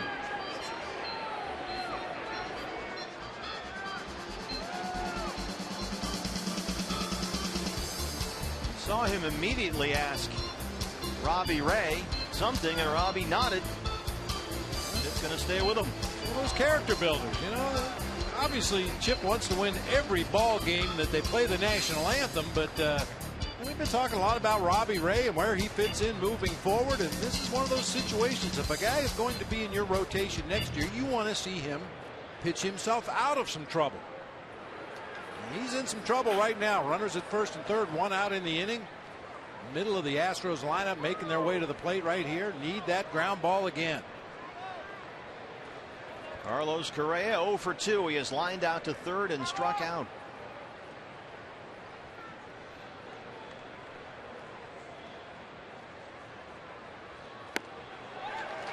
Strike one. Look at Robbie's reaction when Chip first gets up to the mound. Yeah, I'm good. Yeah. No problem.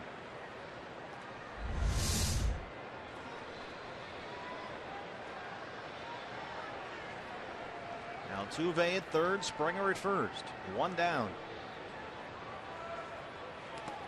Bounce that one. Salty keeps it in front. Altuve stays put. Nice job. You want that pitcher to have the confidence to throw that breaking ball in the dirt if that's what's called for. And if you're going to do that as a catcher, you better be ready to block it. And Jared Saltalamacchia squared that one up perfectly. Carlos Correa 0 for 4, a sac fly RBI, a couple of strikeouts yesterday. He tripled and homered here Friday.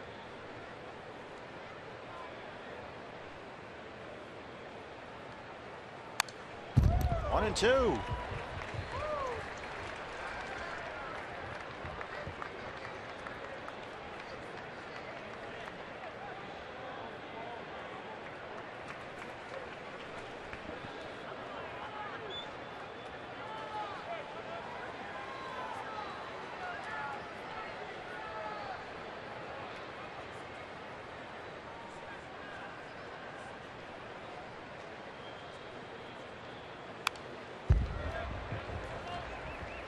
It's hard to believe this kid just turned 21. I mean, he is so polished. It's already a very tough out.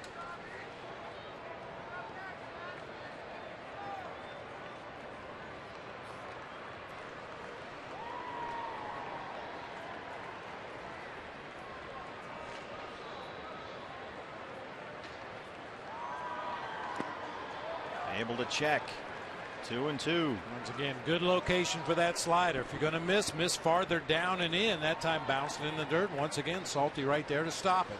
How nerve-wracking is this situation for the catcher, knowing that you got a guy who needs to keep one down? It's best pitch, a guy on third.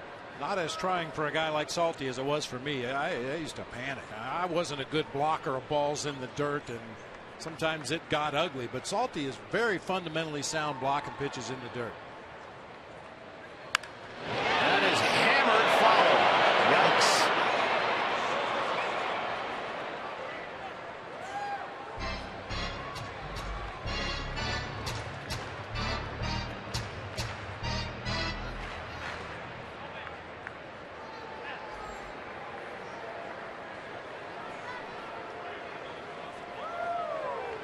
Got the left-hander Colby Rasmus on deck. Andrew Chafin has been throwing in the Diamondback bullpen with Robbie Ray at 85 pitches. 2 and 2 to Carlos Correa.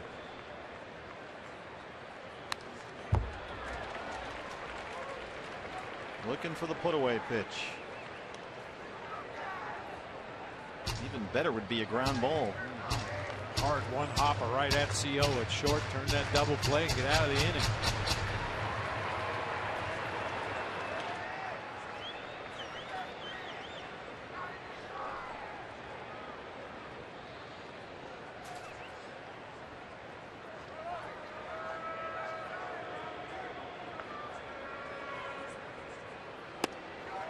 Full count, 3 and 2.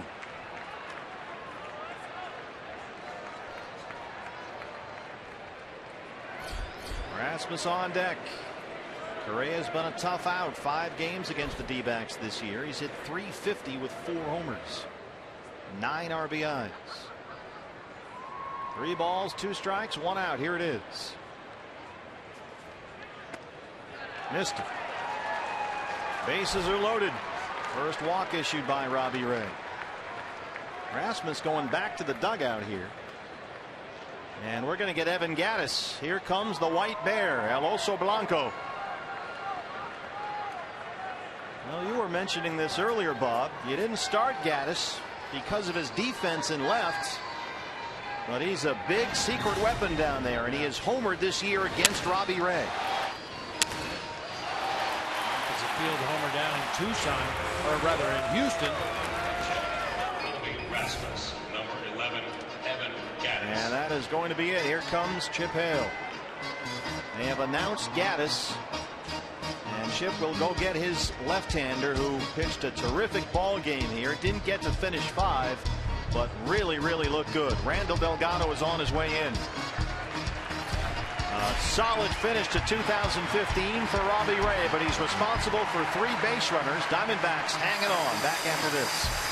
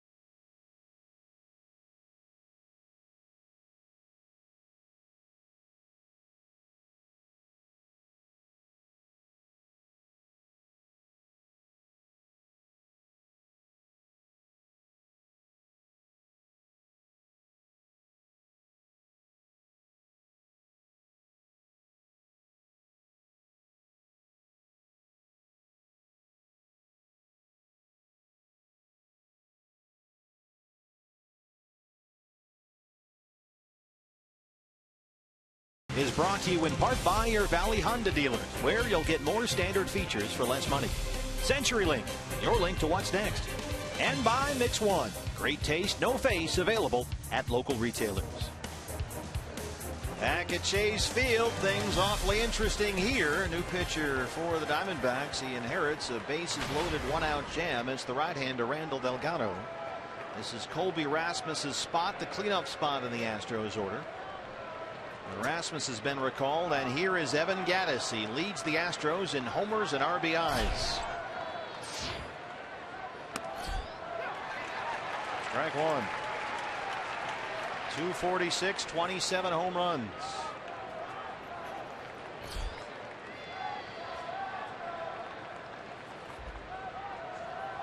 Gattis hit by a pitch in his only previous at bat in this series. There's your roller. Owens, Hill, Goldie. Now Altuve scores. The game is tied. They couldn't turn 2. Gattis beat it out. Hit a little too slowly to shortstop. Sounded like he broke his bat. That's one where you wished he'd hit it a little bit harder. CO shoveling onto Aaron Hill as quickly as he possibly could, but Gattis with the broken bat roller to the left side, kind of coming out of the batter's box as he made contact. And he realizes what's at stake. If he legs that out of first base, the Astros tie the game. So it's 2-2. Pinch running at first base. Fielder's choice and RBI. They will run for Gattis now. Jake Marisnick will come in. So it's Springer at third, Marisnick at first. 2 outs, and the batter is Chris Carter.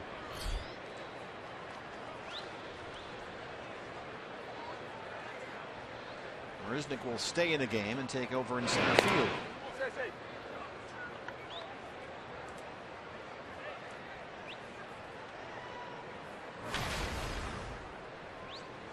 Carter 1 for 2, singled his last time up.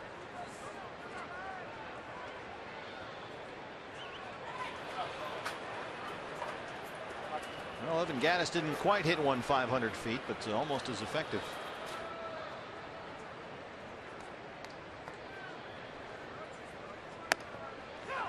Good pitch by Randall. Jumps ahead 0-1.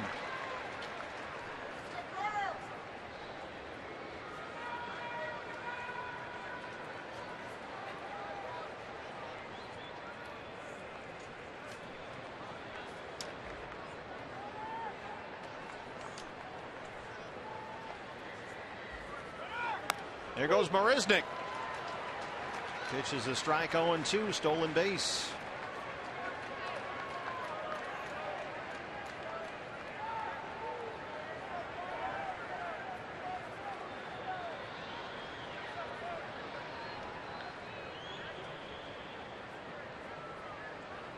Oh, 2 pitch. Missed away.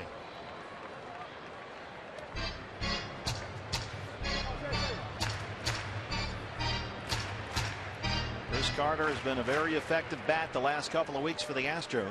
Previous 14 games, he's hit nearly 360. 6 homers and 12 RBIs.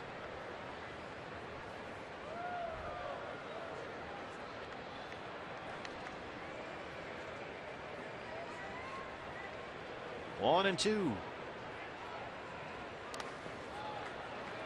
Salty is earning his money back there today. He really is. That was just a spike 2-seam fastball in the dirt. I mention it all the time. The fastball is the one that's the toughest to block because you never anticipated being in the dirt. Able to snare that one with the glove.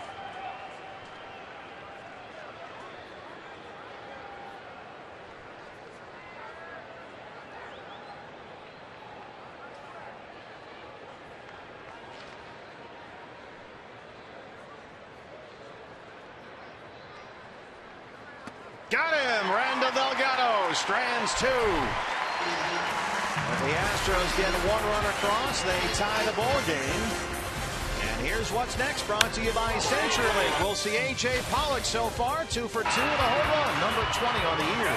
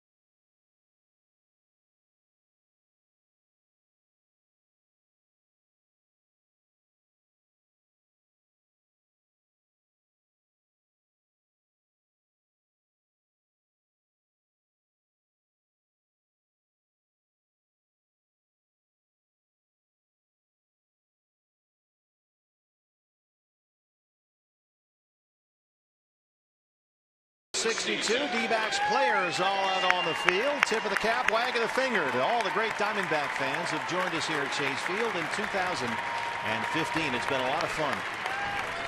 I like the way the Diamondbacks do that in the middle of the ball game. A lot of teams wait until the game is over, and you know, by then a lot of people have other things they have to do, places they have to be, and they don't get to see the team come out and show their appreciation for all the support of these great fans this year.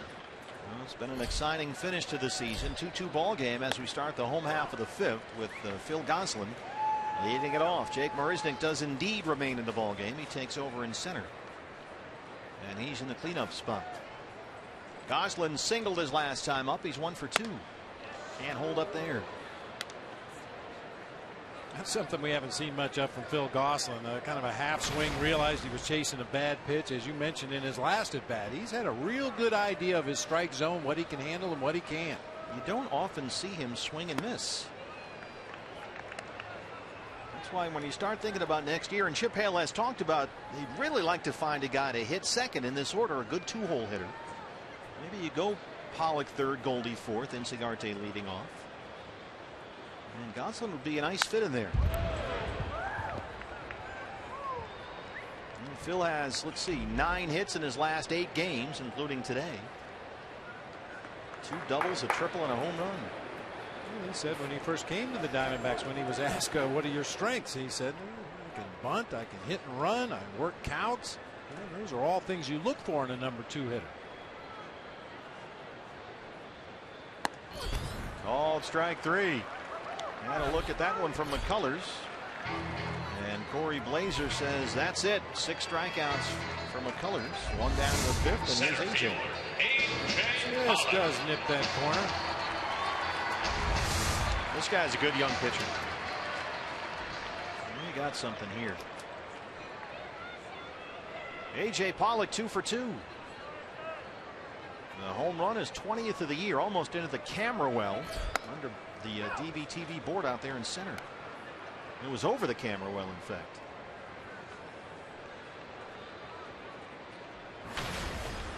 Four for 11 in the series. He doubled last night.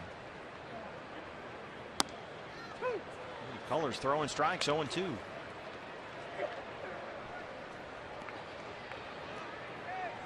Shoulder roll. He does it before every pitch. Hey. At least once, a couple times.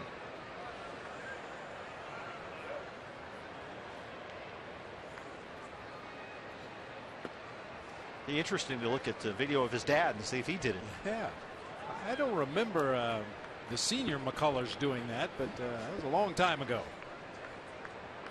It is kind of a Rodney Dangerfield thing. Hey.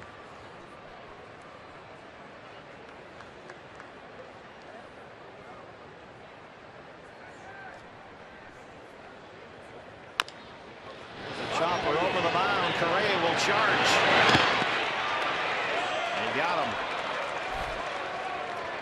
There's Guccione down there at first. 2 outs.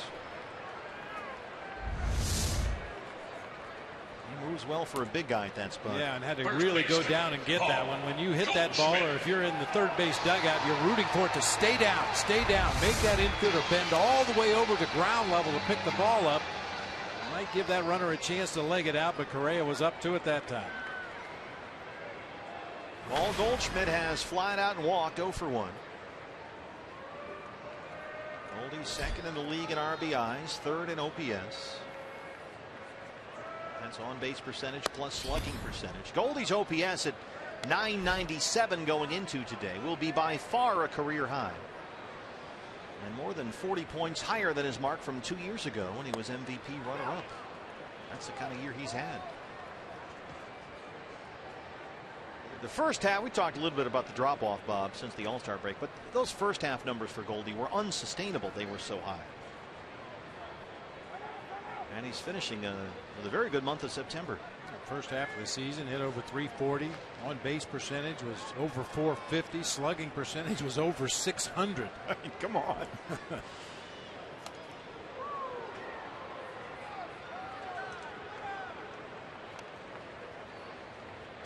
He's got 4 homers in his last 12 games. 32 on the year.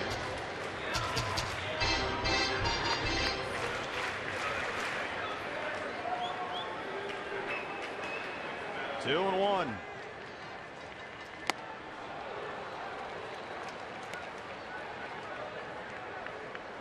Haven't seen much of the changeup from McCullers.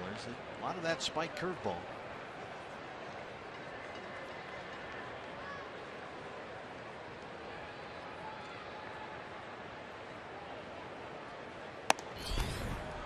Just missed. Thought he had it at 96 away. It's a full count, 3-2. He starts walking off to that first base dugout. Get back up there. Castro just held it there for Corey Blazer, but no go. 3-2 to Goldie. Base hit. So Goldie will end the season with a 6-game hitting streak, a 2-out single.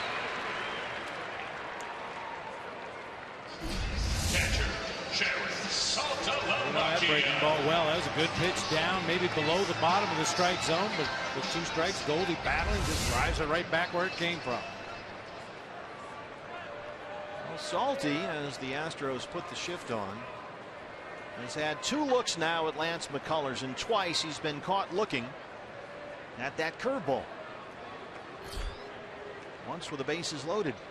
That was at the end of the 3rd inning.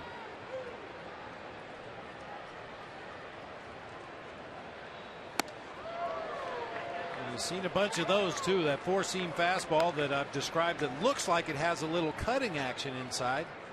Been swinging right over the top of that pitch. Coming into the left-hand hitter.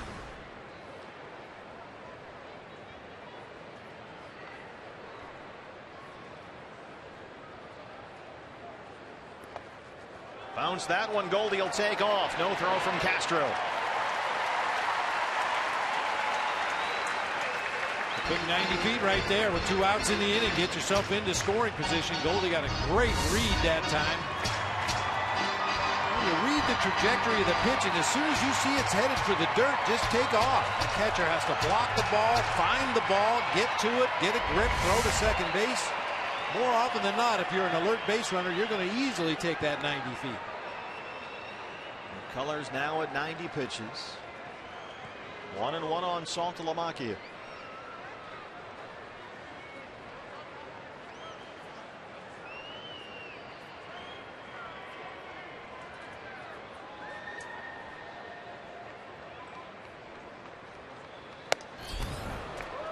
Their fastball. He swung through almost all of those here today. This one elevated a little bit from McCullers. Just up there above the belt. This is where the Astros righty has gone to that curveball, usually to the outside corner of the plate, trying to drop it on the outer third.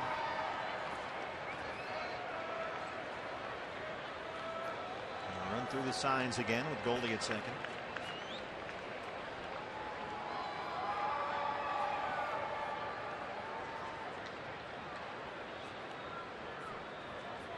One and 2. Came inside that time in 96.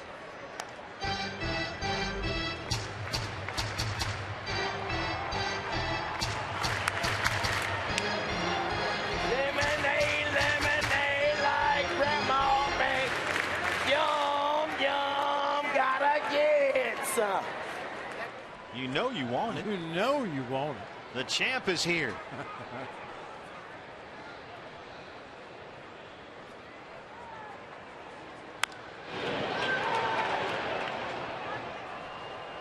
Better approach, a little better swing that time at a backdoor breaking ball.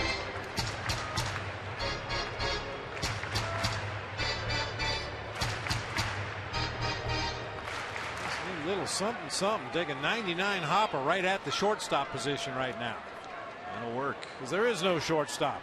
He's behind the second base umpire, Laz Diaz. That's Carlos Correa.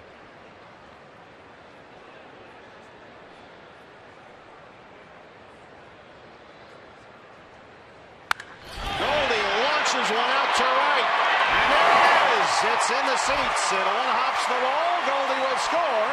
Jared Saltalamacchia, the RBI double, and it's 3-2 D-backs. Driving the bus. Nice. Boy, his at-bats every time are so often so impressive. He will battle you, and he did that right there against Lance McCullers. Threw a high fastball earlier in the sequence. McCullers tries to go back through it again. I mean, we talk all the time about the adjustments that you make during the course of an at-bat. Jared realized he needed to be a little quicker to get on that high fastball, and when he saw another one, he did not miss it. A chance to tack on a run here. Aaron Hill. That's in the seats at Anaheim. Salty's really had a solid season here. He's been a great fit and has really produced. The way he handles the pitching staff, the defense has been excellent, and the offense has been there.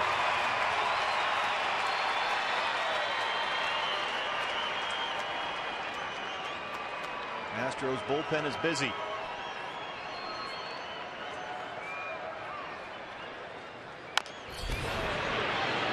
Colors is on it. And that's the inning. The Jared Salva-Lamaki and a 2-out RBI double. We are through 5. It's 3-2 D-backs.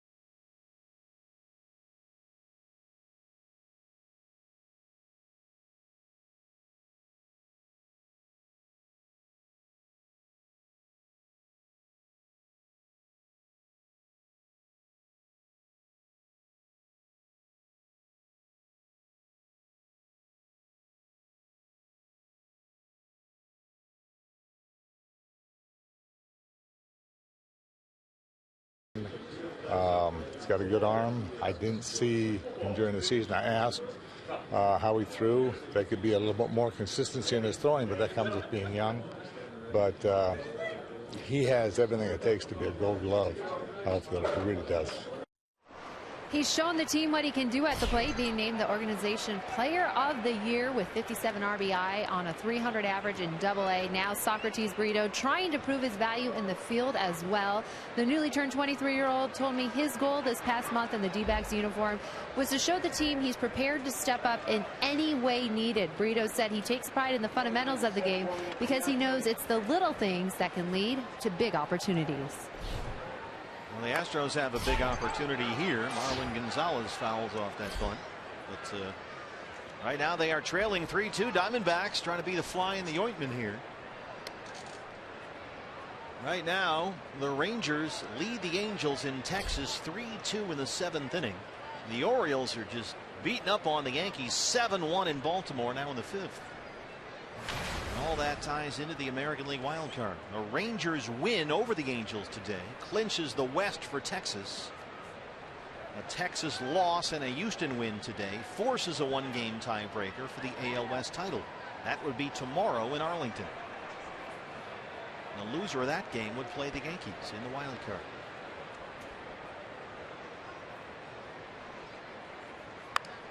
Comes up the bunt, Golden.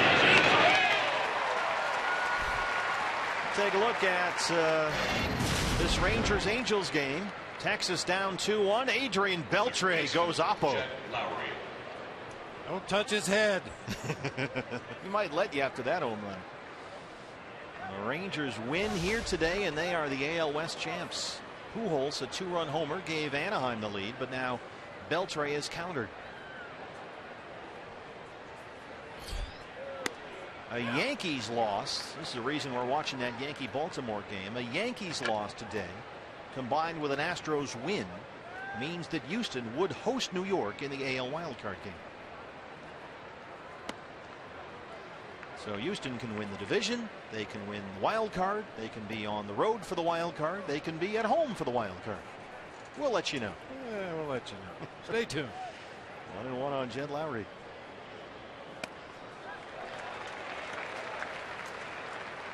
Well, and in the only game of significance in the National League, the Pirates continue to lead the Reds 2-0 in the 6th inning.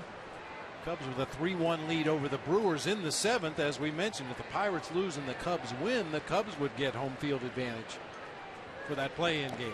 Gotta believe that would be a difference maker. You could tell when we were there in early September, boy, that place was ready. They were ready to finally get to October and have some playoff games. It was just palpable in the air. You could feel it. 2-2 on Jed Lowry. He has already struck out twice, 0 for 2. Make it 3 times. Randall Delgado has made some big pitches here this afternoon. Time now for a look at our State Farm Report Bowl game. The organizational awards for the minor league players from the Diamondbacks. Socrates Brito, the player of the year, AA Mobile. Aaron Blair, the pitcher of the year. He split the season, half at Mobile and half at Reno. And he will factor into the rotation next year at some point, you have to believe. Brito is already a force up here. Jason Castro, shift is on for the Diamondbacks. They overload the right-hand side. Castro has struck out twice today.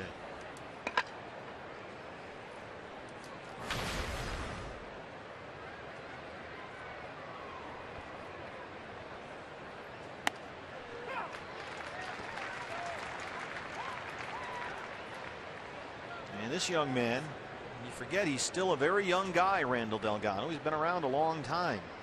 He's only 25 years old. He's going to factor into next season, a very big piece of this bullpen, you have to think. He's had a very good year back there. He and Chafin right and left. 6th, 7th inning, they've gotten a lot of big outs.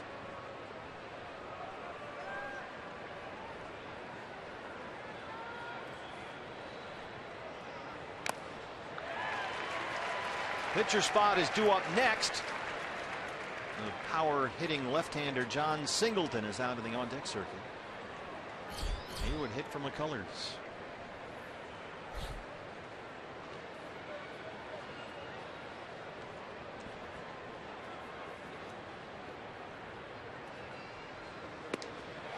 Randall Delgado, 2 strikeouts in the shutdown inning. He got Lowry, he got Castro. They'll go to the bottom of the 6th. The Diamondbacks lead the Astros 3-2.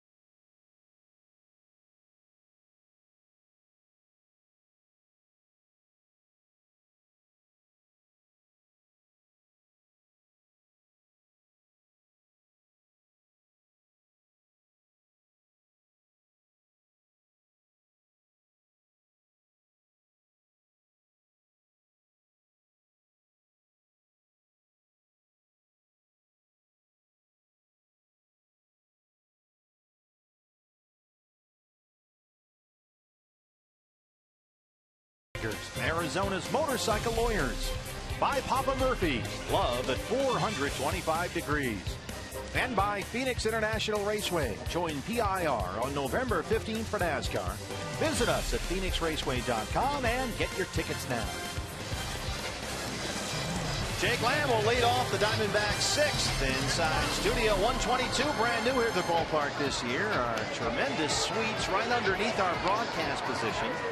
You can have one room for 10. You can open up the whole thing and have one big room for 20 people in there. And look at that view. What a great spot. Former Diamondback great Tony Sipp. We got a motto: Sippin' ain't easy. And he has been really good. Scoreless in 25 of his last 26 appearances. A 2.01 ERA. On for the 60th time this year. He's been a real strike thrower this year. 61 strikeouts against only 14 walks in his 53 2/3 innings. In there to get the lefty Jake Lamb. Jake Lamb, his last time up, reached on an error by the pitcher Lance McCullers, who dropped the ball trying to cover first base and then was balked home with what at the time was the go-ahead run.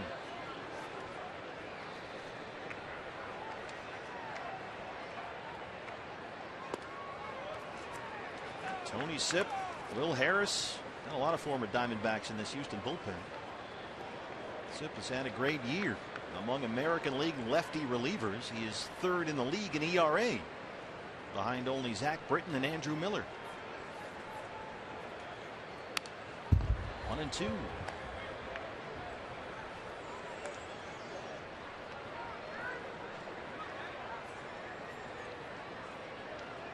Tony, big fisherman.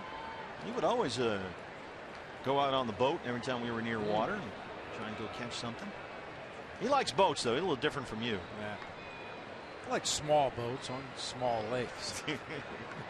That way it's a smaller swim to shore. Yeah. And I've never seen a shark in a farm pond. Fair point. 1-2 pitch. He's out to Gonzalez. One away. Just didn't want to hump back down there, so it's one out. And here's Chris Owings. CL 0 for 2. And he had a 5-game hitting streak end at the beginning of September. 25 games since that streak ended. Chris has hit just 145. It's been a tough month for him. If you recall, all last winter, all last offseason, he could not swing the bat at all coming off that shoulder operation for the torn labrum. So it will be a different deal for Chris Owings this offseason.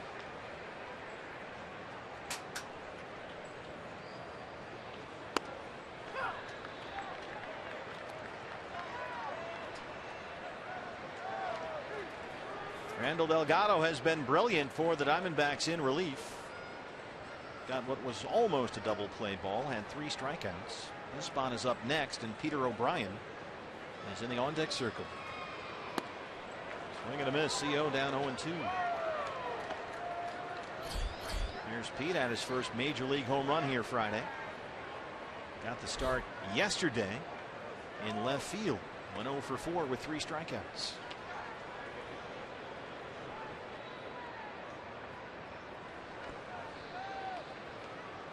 There is a right-hander warming up at the Astros bullpen. Chad Pauls.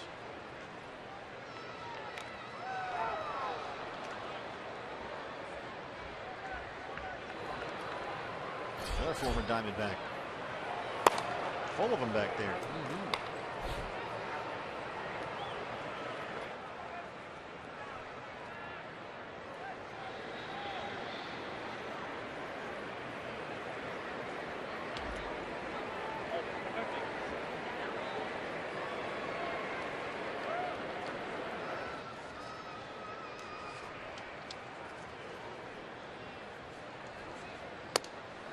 Owings strikes out.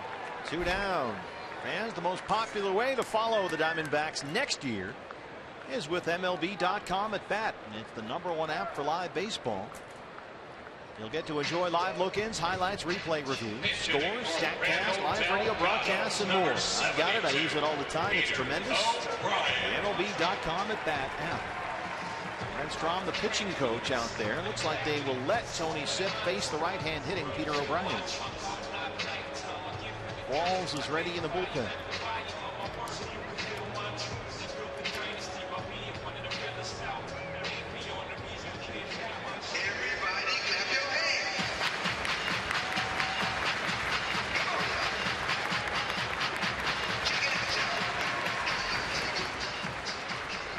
Peter 3 for 9 with a homer. He's got 3 RBIs. It was first 7 major league games.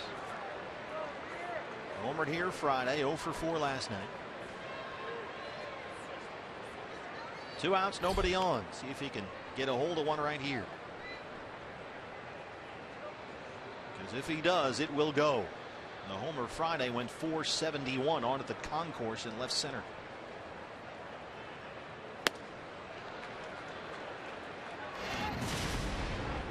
It's Dallas Keuchel got a fastball belt high out over the plate where he could get those big strong arms extended, and man, did he put a charge on it.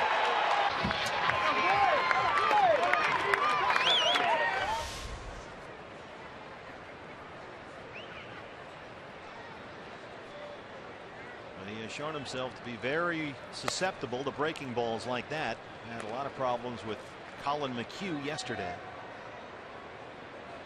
Arizona Fall League starts soon, next Tuesday. In fact, the Bowman Hitting Challenge will be a week from Saturday. That's the Fall League Home Run Derby. Peter O'Brien won that competition 2 years ago. The Fall League Home Run Derby champ. He launched a few that night. Base hit. O'Brien rolls it down the left field line, just by Lowry. Marlon Gonzalez surrenders. Keep running, keep running, keep running.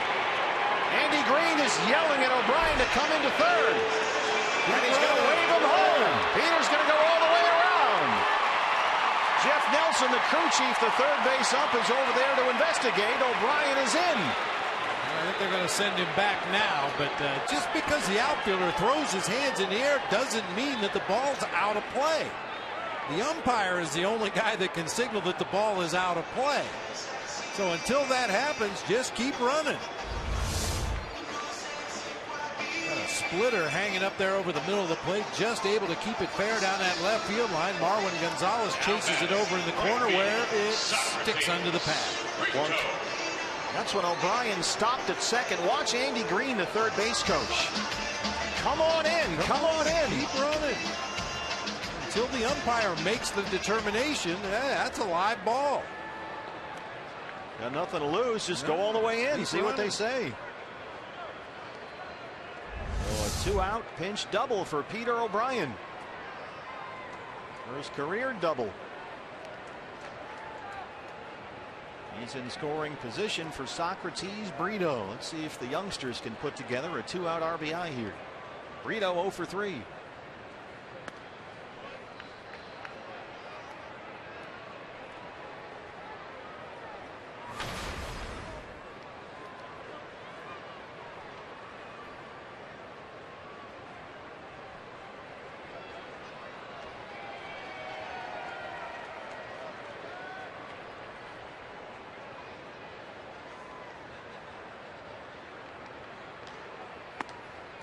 Two and 0. Tony Sipp doesn't throw a lot of splitters to a left-handed hitter, but if you're the runner at second base and you're observant and you look in Tony Sipp's glove when he comes up to the set position, you can see what he's going to throw. When he throws the splitter, you see a lot of white. You really see a lot of the baseball in his glove. He's tipping his pitches. Well, no, to the runner at second. Oh, sorry. But it's very easy for the runner at second to relay that to the hitter at the plate. Those are the kind of little things you look for. And as I mentioned, we might not see another splitter here from Tony Sipp, but if you watch when he comes up into his set position and look at the ball in his glove, when he's throwing a splitter, you see a lot of white. You see the entire baseball. Right there, you can't see the ball at all. So that's either a fastball or a slider. Fastball for strike one.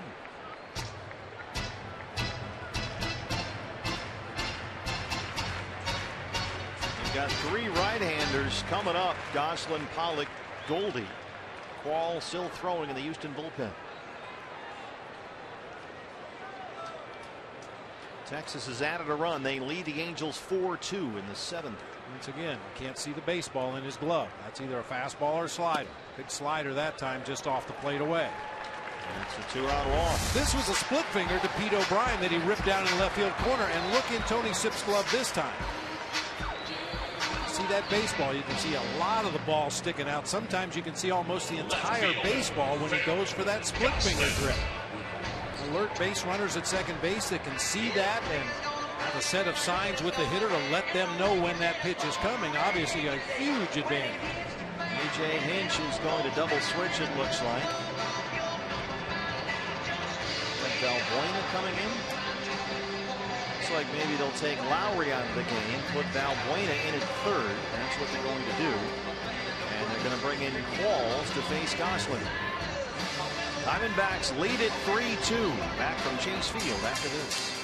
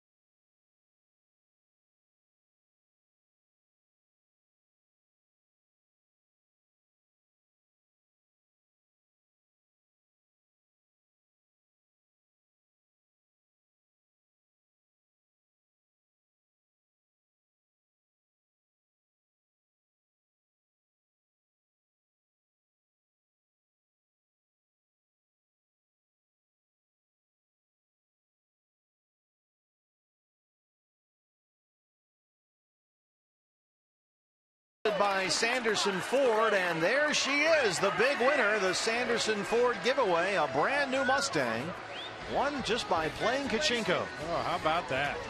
16 finalists for that Sanderson Ford Mustang. Sanderson Ford does a great job with this promotion. It runs all year long, and you end up as a Sanderson Ford finalist if you play Kachinko here at the ballpark. And on the last day of the year, they give out a car, and she drove off in a brand new Mustang. Just gorgeous. It's probably a good thing she won, because one of the gentlemen that was a finalist, had he won, I think he'd have jumped in, fired it up, and turned donuts on the field. He looked like he was ready to do some road racing. Well, Chad Qualls has some work to do here. First and second, 2 outs in the 6th. Luis Valbuena takes over at third for Jed Lowry. Valbuena will bat 9th. Pitcher spot now 7th in the Houston order. O'Brien is at second, Brito at first. And here's Phil Gosselin. 1 for 3, a single.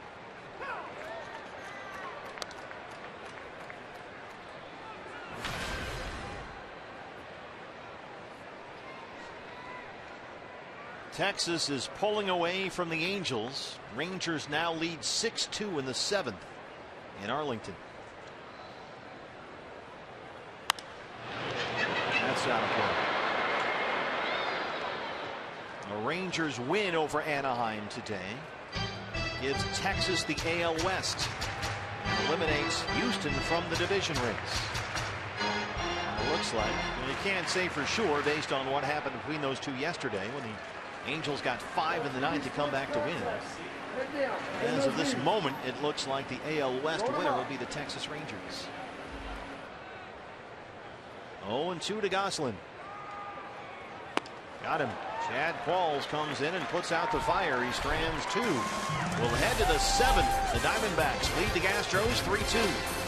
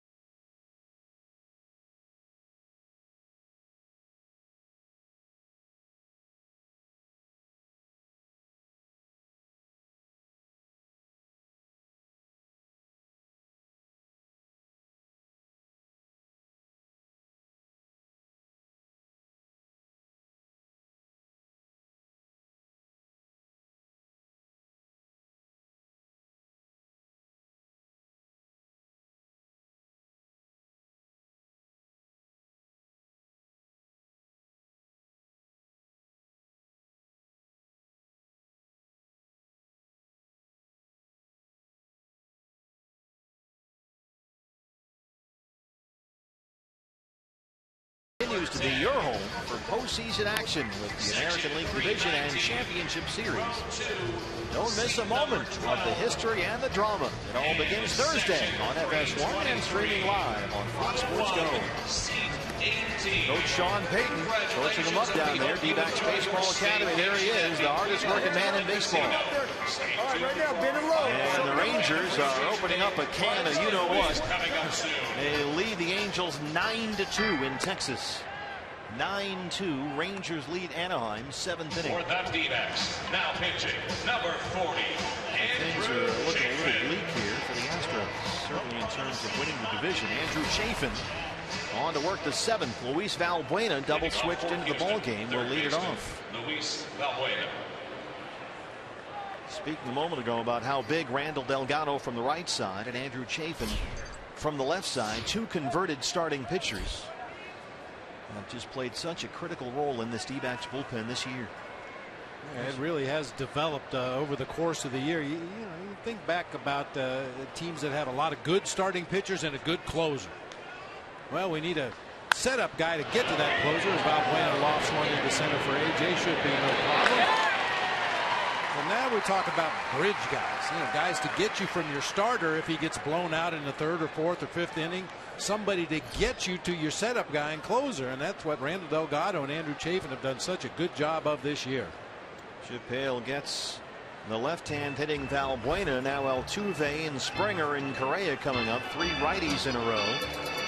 And Andrew Chafin comes in, gets his guy. Daniel Hudson on his way in from the Sanderson Ford bullpen. 3-2 D-backs back from Chase Field right after this.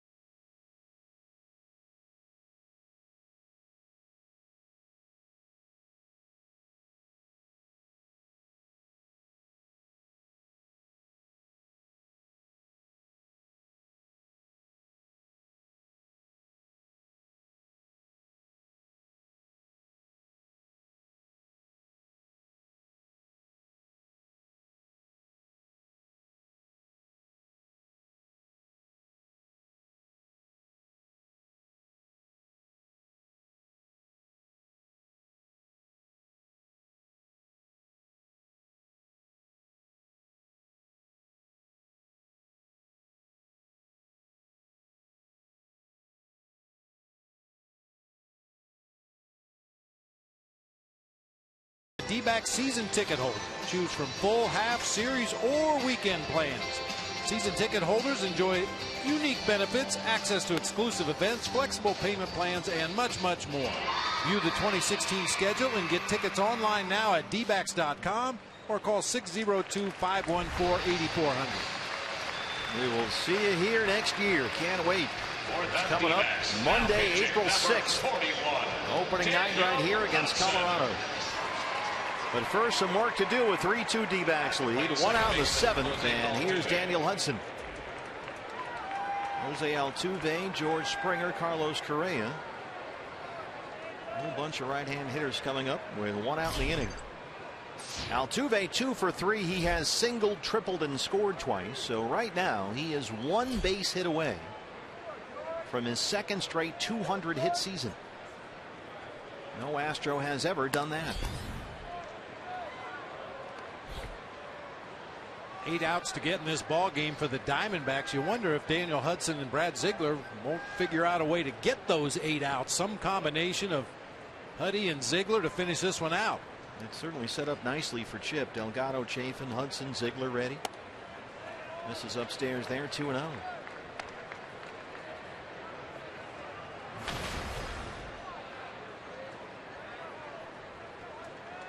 Altuve with 5 hits and 4 RBIs in the series. 2 doubles, a triple, and a home run.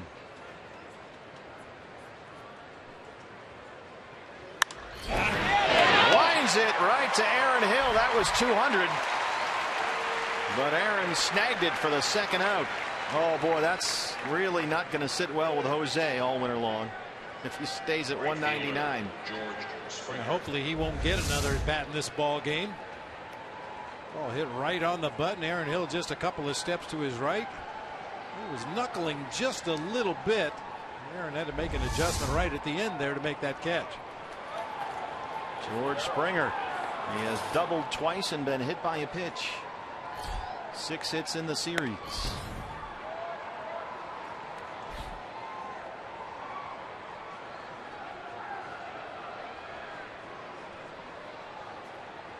He's got the Fetters thing going again. You picked up on that the other day.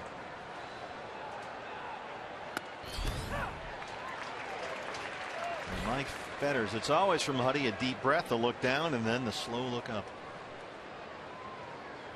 Well, Fetters did all that, and then he would snap his head to the left. Very pronounced.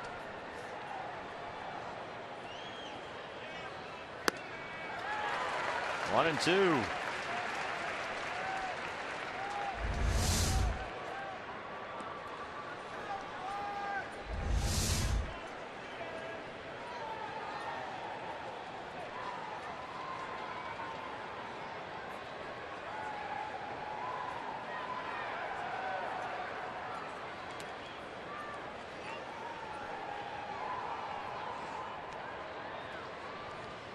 Tried to double up on that pitch, but bounced it 2 balls and 2 strikes.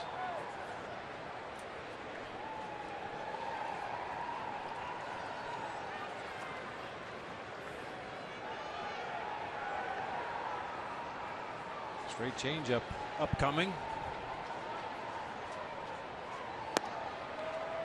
Missed with it. Full count, 3-2. Carlos Correa on deck.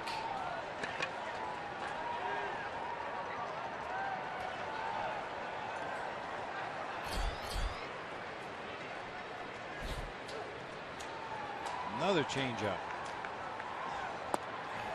And he spit on it for ball 4. 2-out walk to Springer. Shortstop, Carlos Correa.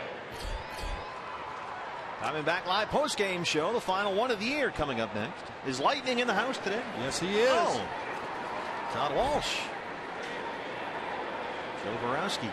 Before Todd straps on his skates and heads across town. Skates off to Mystery Alaska or wherever.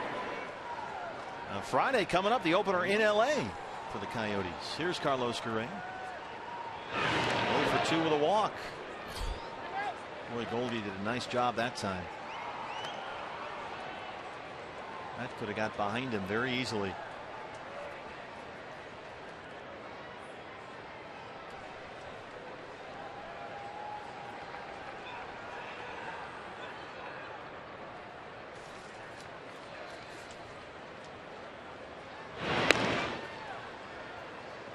Speaking of the Coyotes and Lightning, Todd Walsh. Coyotes opening their season. Road trip to LA. Take on the Kings. Coverage starts at 7.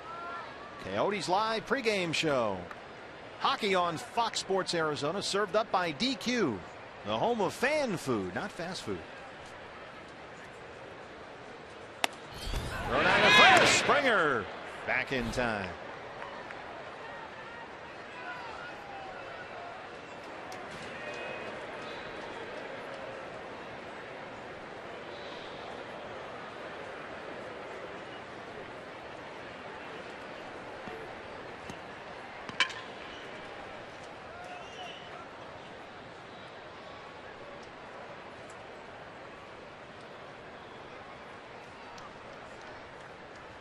Springer holding. Correa drops that into left center, a base hit. And Springer will head for third. He is in there. George Springer always very aggressive defensively and on the bases. Took the extra base right there on Gosselin.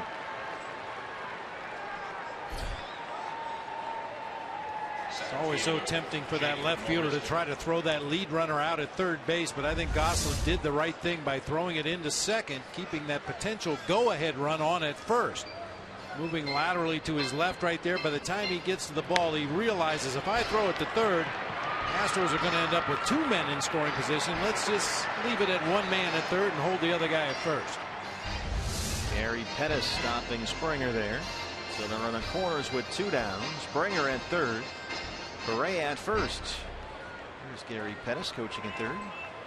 Rich Dower at first. Jake Marisnick steps in.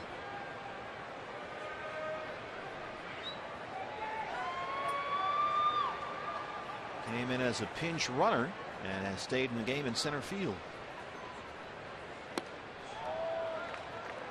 Marisnick 2 for 5 in the series, a double and an RBI. And he's at .237 on the year with 9 homers.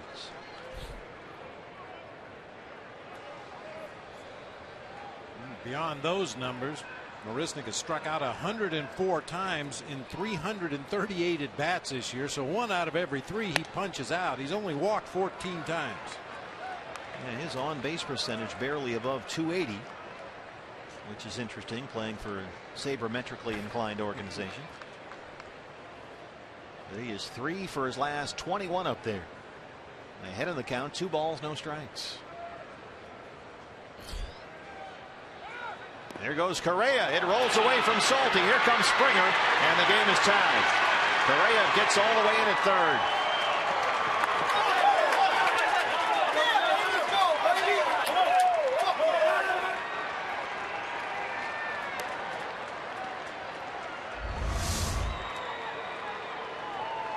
Changeup. Not quite sure what happened there. Ball hit right on the front tip of home plate. Salty looked to be in good position to block it, but it just hit him on a bad spot of the body and ricochets over into that on deck circle. And with the runner at first base, Correa on the move, he will go all the way from first to third on that wild pitch. Stolen base and a wild pitch as Correa at third. Springer home with a tying run, a 3-1 count now on Marisnick.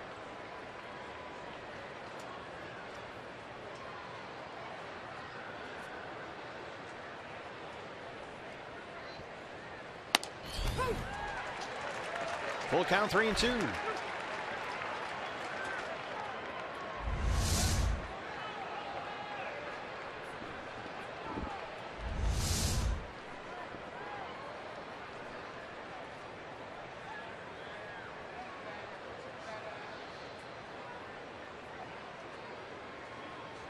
Got him. 97-mile-an-hour fastball, but the Astros get the tying run across. We stretch at Chase Field for the final time this year. It's a 3-3 ball game.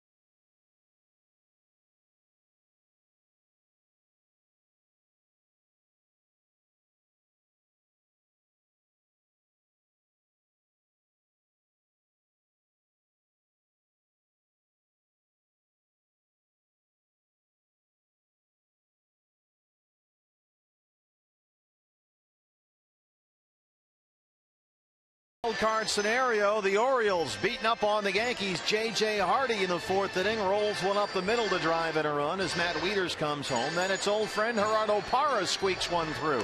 It's another Baltimore run that delivers Hardy, and then Chris Davis goes out to left center field.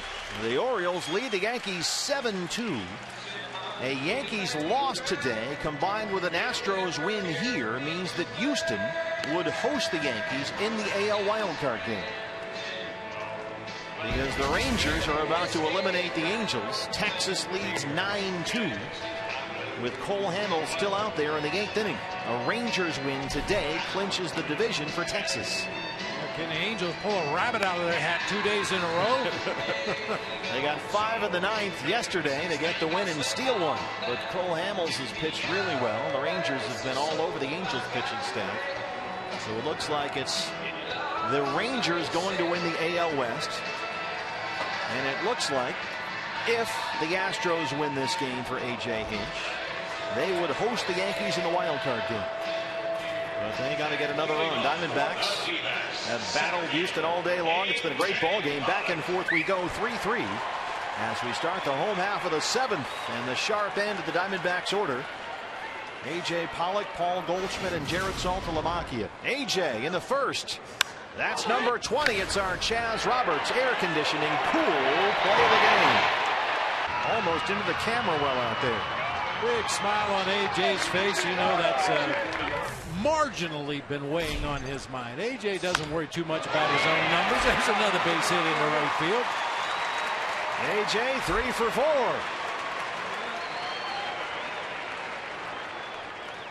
He's got 5 hits in the series. First baseman. He's the go-ahead run. And here comes Goldie.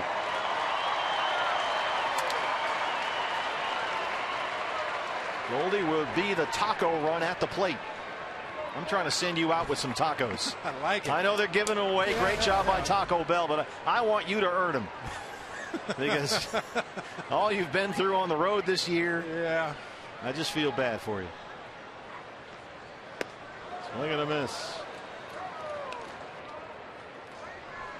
Wall's a veteran guy out there on the mound. I'm sure Dave McKay has an extensive notebook on trigger points against Chad Qualls, when to break for second base. Very slow with that first delivery to home plate.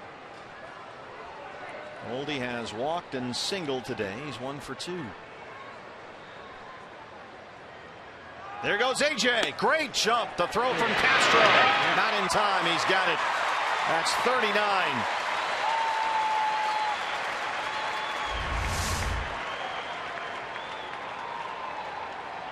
Sometimes a pitcher will use a slow delivery on the first pitch home with a base stealer on it first, and then use the slide step on the next pitch. But that time Qualls went with the high leg kick, the slow delivery to home plate, and AJ took full advantage. One more for 40. Right now he's sitting on 39 doubles and 39 steals. 0-2 to Goldie. That one goes through the 5-hole. And he'll get third regardless. He's the go-ahead run. Nobody out.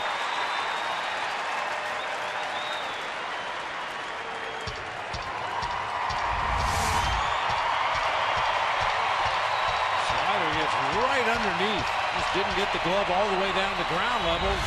Jason Castro let that one get through, and now the go-ahead run down there at third base with nobody out. Wild pitch. Infield comes in for the Astros.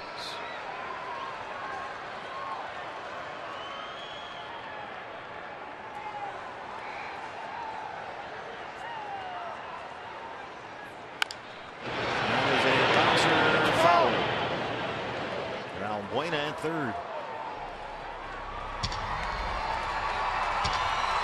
It's been a fun ball game. Great way to close out a very encouraging and exciting 2015 season. This game really, for so many wild card and playoff scenarios, the linchpin in the American League. And the Diamondback faithful have been here, and they have been into it, man.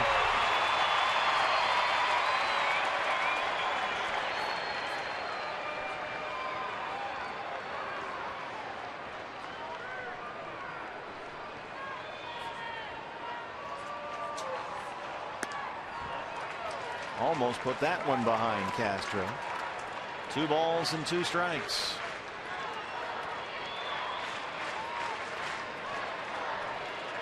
Goldie 4 hits in this series, including a home run here last night.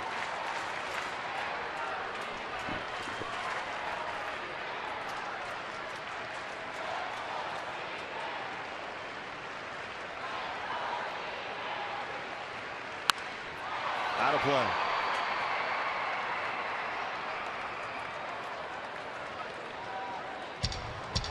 Right now, 3rd in the National League in batting, 2nd in the league in RBIs, 3rd in OPS.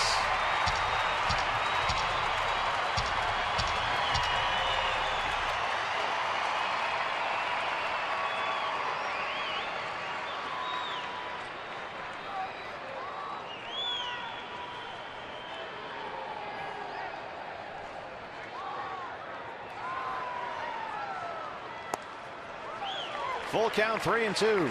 Salty on deck.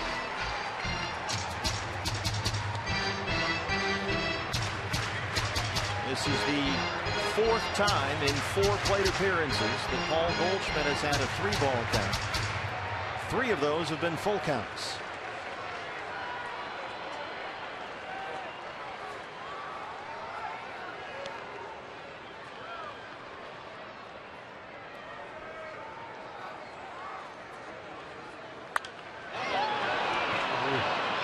Do it one more time. Paul's got away with one right there. Left a slider up and out over the plate.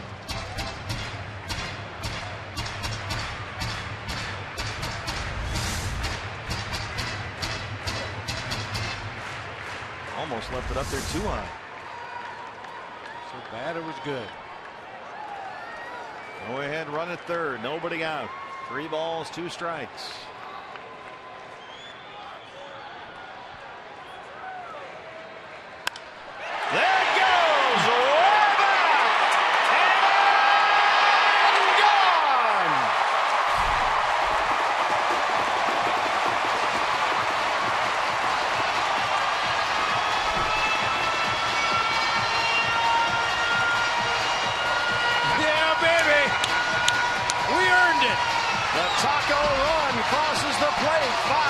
Diamondbacks.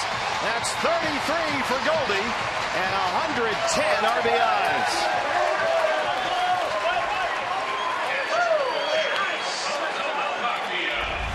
Got another slider from Chad Qualls. Another one. This time it hangs up on the inside part of the plate. We know what happens to mistake breaking balls inside to Goldie. They get clubbed. Nice. A.J. Hinch going to go get Chad Qualls, and that's it. Paul Goldschmidt.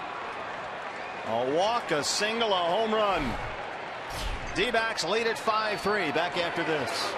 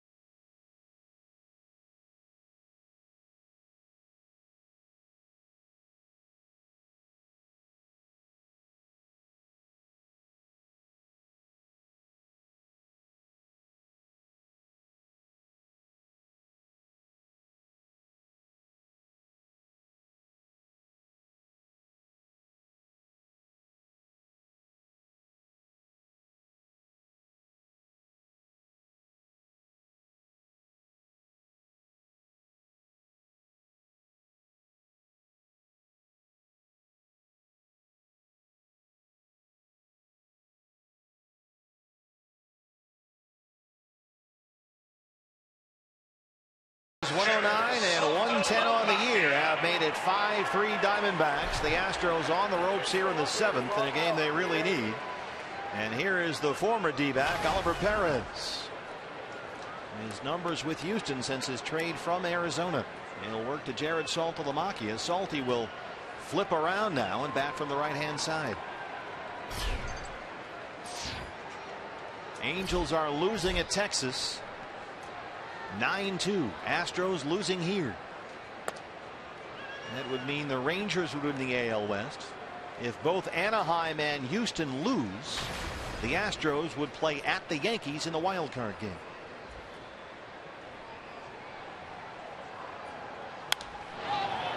High pop up.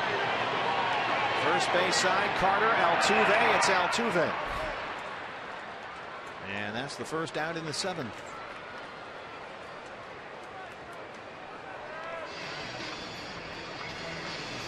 Second baseman, Aaron Hill.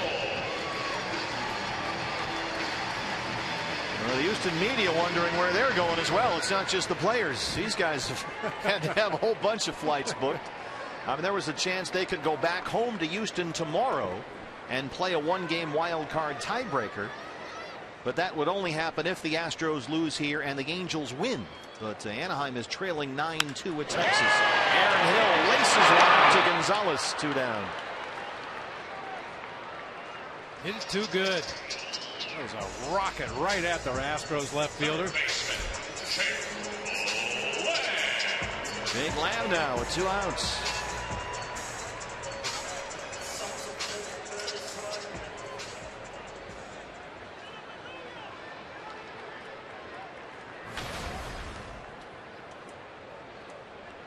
The only way the Angels can stay in the postseason picture is if they win at Texas. That doesn't appear it's going to happen, down 9-2 in the 8th.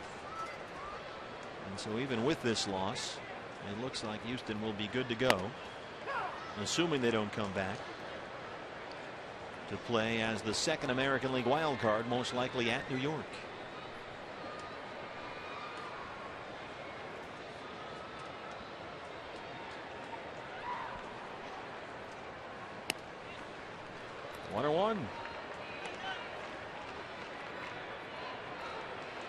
D-backs trying to hang on and get this win. It would be their 79th win this year, a 15-game improvement in just one season.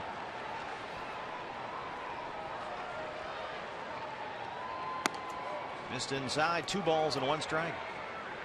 You heard Ollie ask Corey Blazer, where was that? Blazer pointed inside.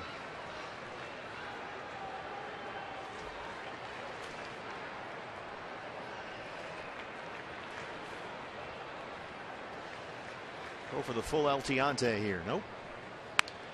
Oh, excuse me, roller. Perez is on it. Tried to throw it away. Pulled Carter off the bag and lands aboard. Well, Jake Lamb reached safely back in the 4th when Lance McCullers, the pitcher, covering the bag, dropped the ball. And now the soft throw from Perez pulls Carter off the bag. Jake Speed putting pressure on that defense. That's something we haven't said yet this year. A little check swing tapper, almost like a bunt to the left side. Yeah, Perez didn't bother to set his feet, just lollipopped one over there, pulling Carter off the bag. A.J. Hinch is out there, and he will challenge the call. He's got nothing to lose at this point. Trying to get out of this 7th inning, so the Astros will challenge, and we'll see if Carter really did have a toe on the bag there.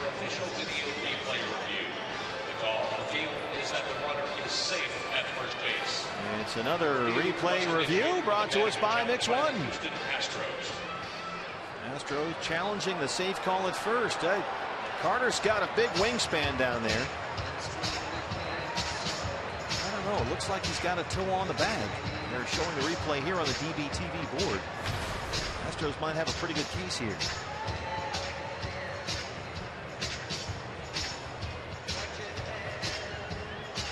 Take a look. Watch the toe of Chris Carter. Oh. You have to zoom in, maybe. Tricky.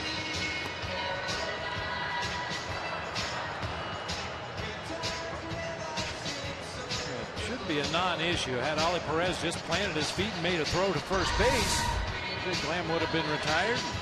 Astros would have been out of the inning, but he tossed that fadeaway changeup to first base as he was fading toward foul territory. Just a big time excuse me check swing from Jake.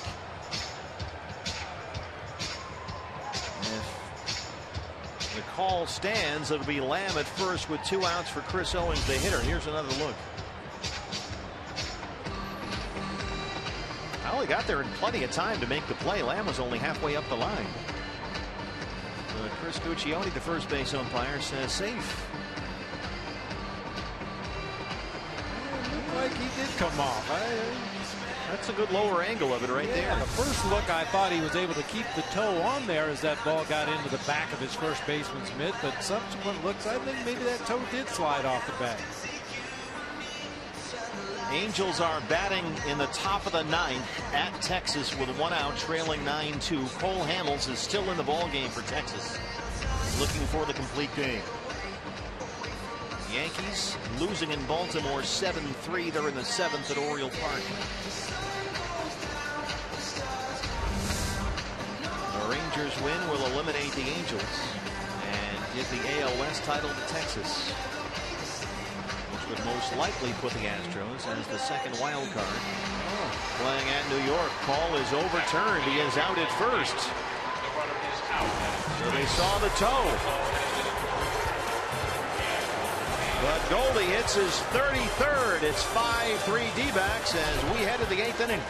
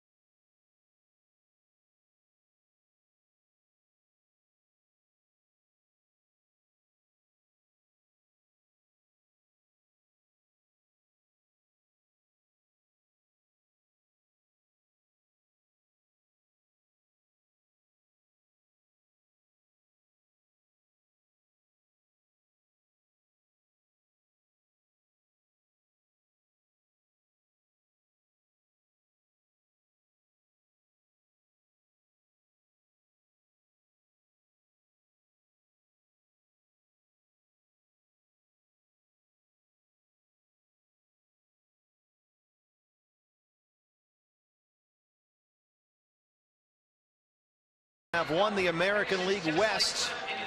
They were leading the Angels 3-2 in the 7th. Prince Fielder draws a bases loaded walk, and then the Rangers absolutely broke the game open infield in there. David Freese knocks it down, a run scores, and then Josh Hamilton, the former Angel, finds a gap. 9-2. They get a 6-run 7th, and the Rangers win the West. And that takes care of Anaheim. The Angels season ends today. Brad Ziegler on here, Bob, in the 8th inning. Interesting. Yeah, I mean, Brad hasn't pitched for a while. Obviously went back to Kansas to be with his wife for the birth of their child. So they're going to extend him a little bit here today. Try to get the old-fashioned 2-out save. This or is rather old, 2-inning save. Old school. Wellington Castillo takes over behind the plate.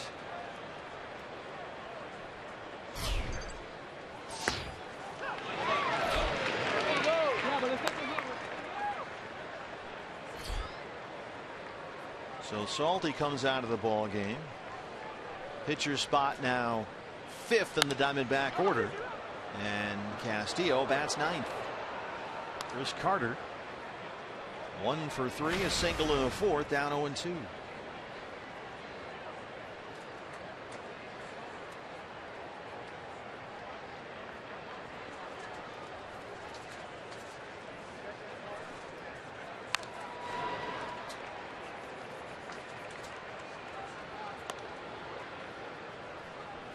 Not a lot of looks for the Astros against Brad Ziegler, but how about this? The entire roster, anybody that's ever faced Brad Ziegler before for the Houston Astros, are a combined 2 for 20. Well, I'm sure they're thrilled to see him out there 1 inning earlier than normal. Trying to get the old school 6-out 2-inning save.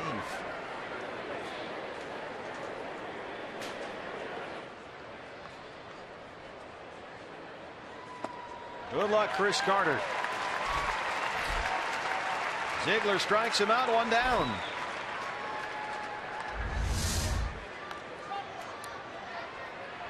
Good changeup. It's become a valuable weapon for Brad Ziegler. Well, the switch hitter Marwin Gonzalez is up. But Gonzalez better from the right-hand side than he is from the left.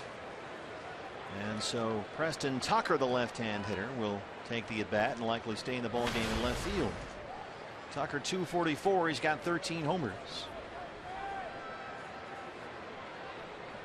He is 1 for 6 in the series, a single and a run scored Friday.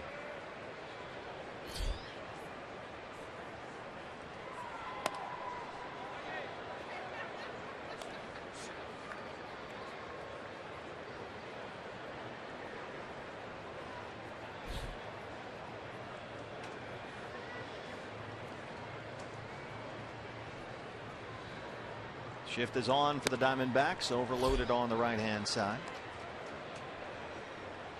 Been slow going for Preston Tucker. He had a big month of July, put up nice numbers for the Astros, but since August 1st, he's hitting under 170.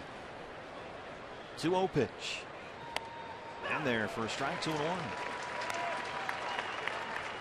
Been a nice left-hand bat for A.J. Hinch this year, 25-year-old.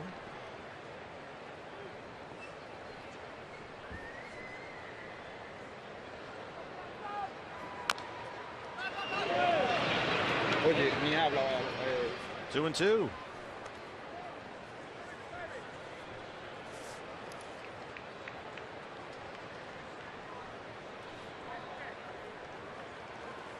Pitcher spot is due up next for the Astros.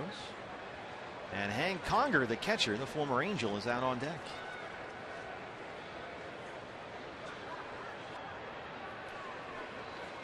Swing and a miss. 2 up, 2 down for the Z-Man.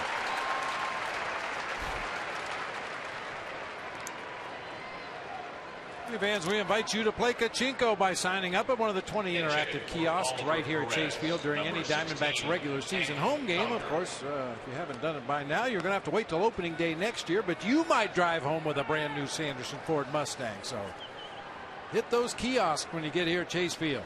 Yeah, somebody showed up at a game earlier today, just played Kachinko, and drove away today with a brand new Sanderson Ford Mustang. How about that?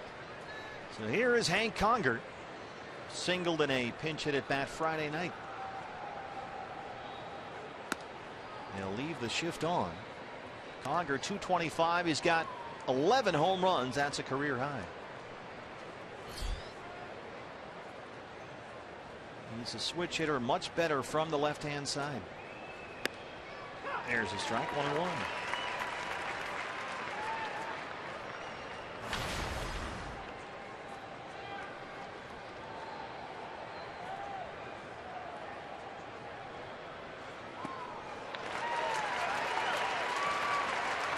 Ziegler a strike away from getting the side in order.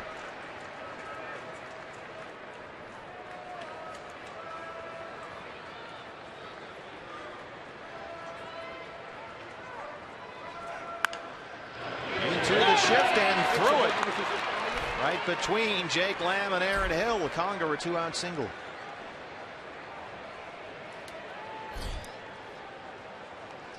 So the Astros, with 2 outs in the 8th, get the tying run to the plate. It's Jason Castro.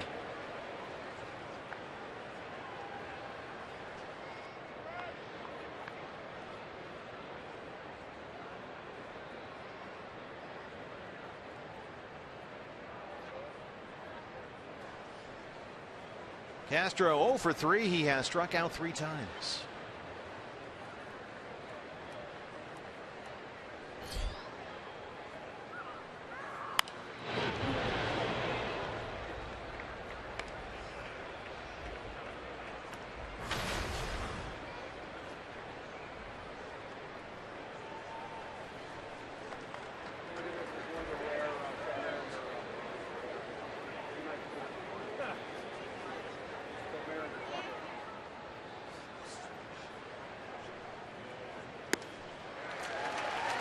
2.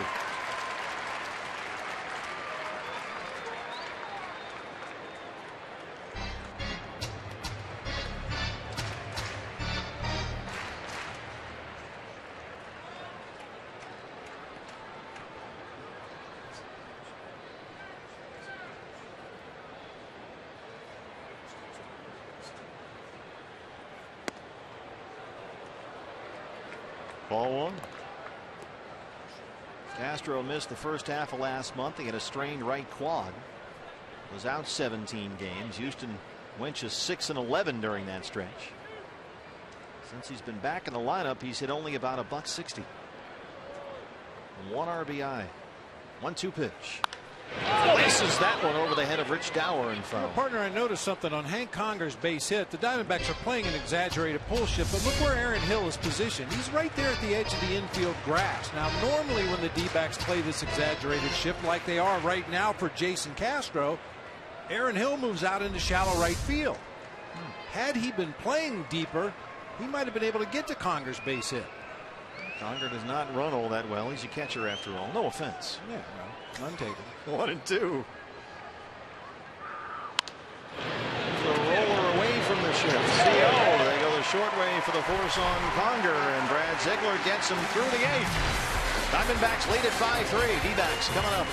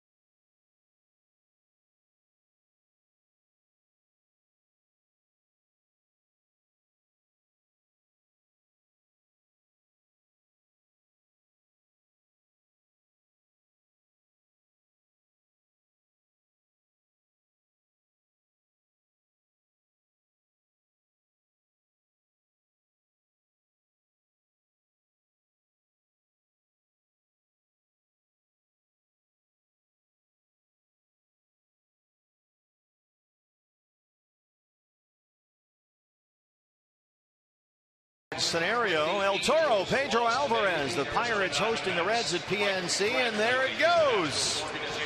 Out of the ballpark and into the river. And then Josh Harrison with a 3-0 lead in the 7th. The Pirates have beaten the Reds. That's the final. It's 4-0. The Cubs won at Milwaukee 3-1.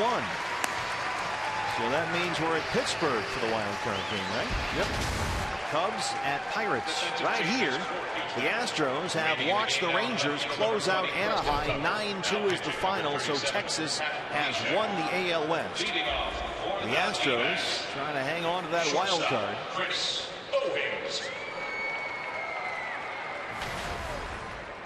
Pat Neshek.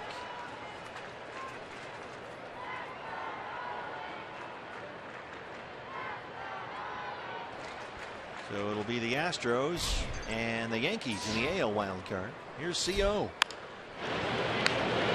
Now White at third.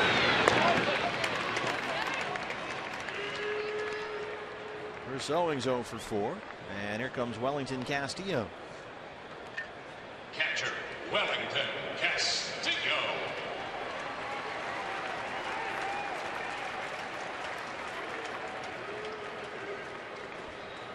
I'll try to get some beef Wellington on the menu here. He's sitting on 19 homers. Already had AJ get number 20. Yeah, why not? Castillo has homered against Neshek before also. 235, 19 homers. 17 of those home runs coming to the Diamondbacks. He splits the gap. Wellington Castillo goes out in style. A 1-out single in the 8th. Drive of the bus.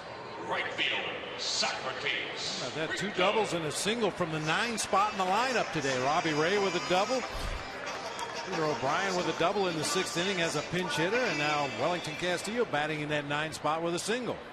Socrates Brito walked his last time up 0 for 3.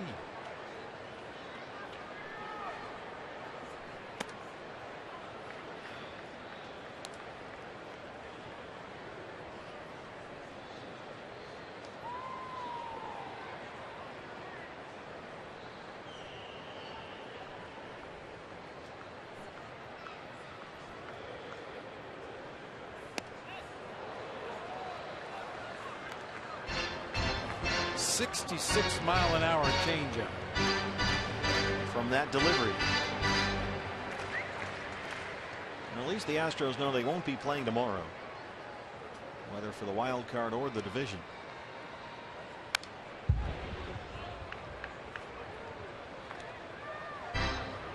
They needed a Yankee loss and a win here to host New York in the AL wild card game. Yankees trailing in Baltimore 7-4. So it looks like National League is set.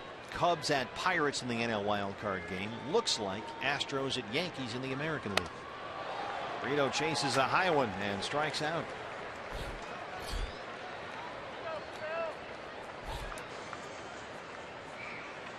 Left fielder, Phil Gosselin now. Gosselin.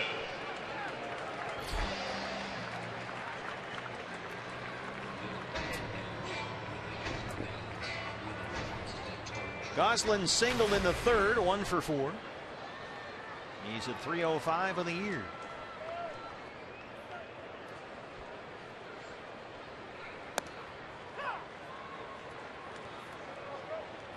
Going to be interesting to see where Phil best fits the Diamondbacks picture next year. He could be a very valuable utility guy. Play second, play third, play some outfield. Maybe he's the starting second baseman. Shoots this out to Springer. Coming in. George Springer won't get there. And Castillo stopped at second. He's in at third. And Gosselin's aboard. I've gotten so used to seeing George Springer make those diving, running catches.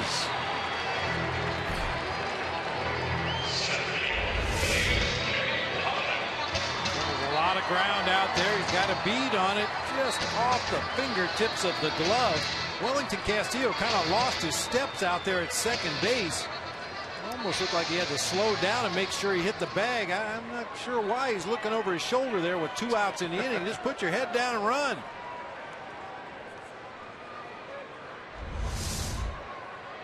Second and third, 2 outs. A.J. Pollock now. Goldie on deck. A.J. has homered. He has singled twice. He's stolen a base. He's scored twice. Not to get greedy here, but oh, why not? He got his 20th homer. How about 40 doubles? Nice. I like the way you think. That would play nicely here.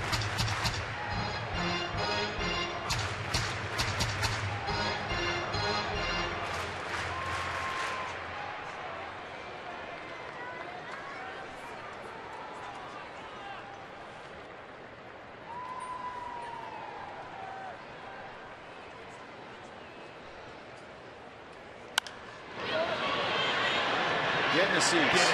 Get in the seats. Sometimes you got to talk to him. That's right. Never listens on the golf course. Sometimes once in a while you get one here. 0-2 now on A.J.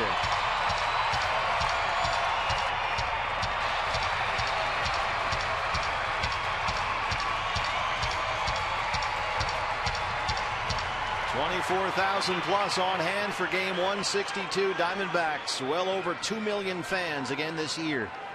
Great job, D-back fans. It's been a fun ride this season.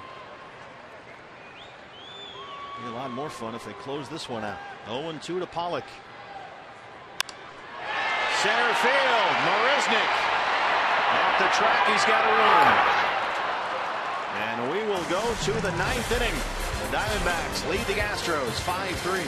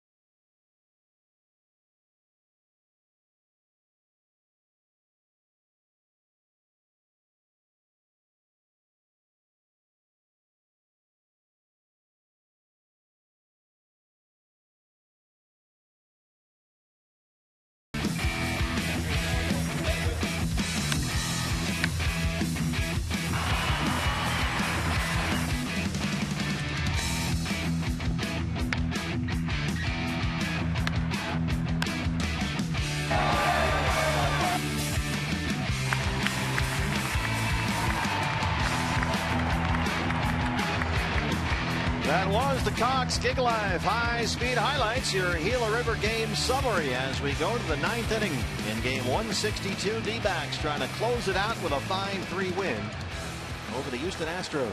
Brad Ziegler out there for his 2nd inning of work. Luis Valbuena leads it off.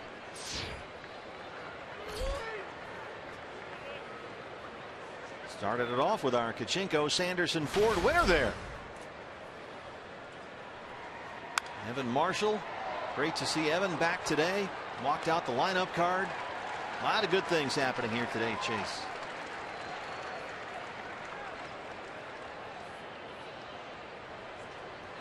Valbuena flying out in his only at bat of the ball game.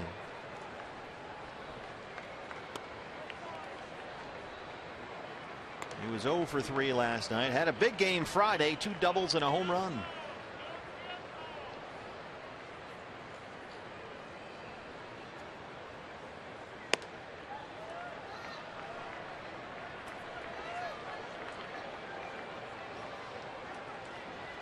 This would be saved 28 in a row for Brad Ziegler, tying J.J. Putz's D-backs record. Off the glove of Lamb and into right center. And the Astros in the 9th inning will get the tying run to the plate. Leadoff single for Valbuena. That was hit hard right into the shift.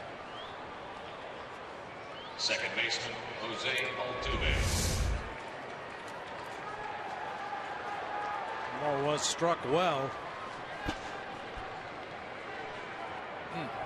So now Jose Altuve will get one more crack at that 200th hit. He's sitting on 199. And more importantly, he's the tying run at the plate. Nobody out. He singled and scored in the 3rd, tripled and scored in the 5th, 2 for 4.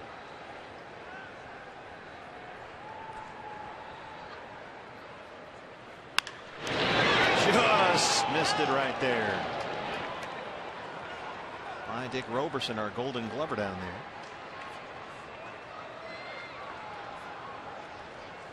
There's Dick. Scott Chan working the right field line.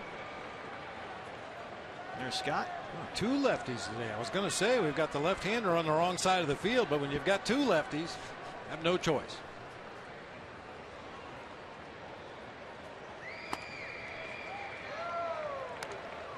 Altuve, a team leader in a lot of offensive categories for the Astros, as well as in the clubhouse and grounding into double plays. 17 times this year the little man has bounced into a double play.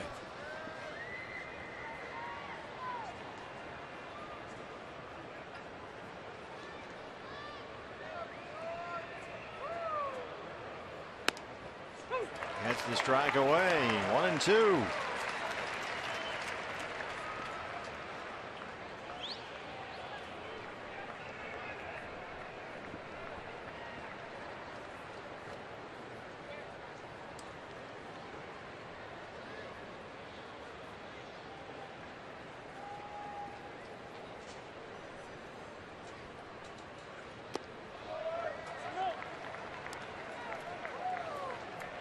Altuve's now hit safely to close out the season in 20 of his last 23 games. And he's hitting better than .330 since the All-Star break. Just got to find him a helmet that fits. 2-2. He rolls it into right. There's hit number 200 for Altuve. Tying runs aboard for the Astros to open up the ninth. The first Astro ever with a pair of 200 hit seasons. He led the majors last year with 225. Back-to-back 200 hit seasons for Jose Altuve.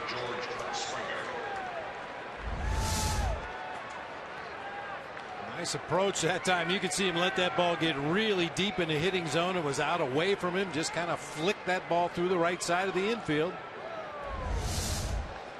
Chip Hale to the mound.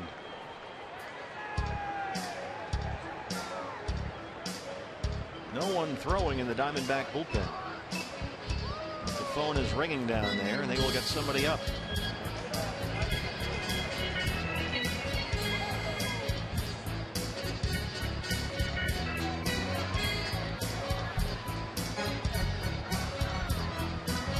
Now Brad's got his work cut out for him. 2 on, nobody out. Springer and Correa due up. Zach Godley, the right-hander, Matt Reynolds, the left-hander, have started throwing for the Diamondbacks. There's a look inside the Sanderson Ford bullpen.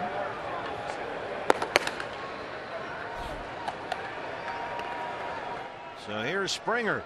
He has doubled twice and walked.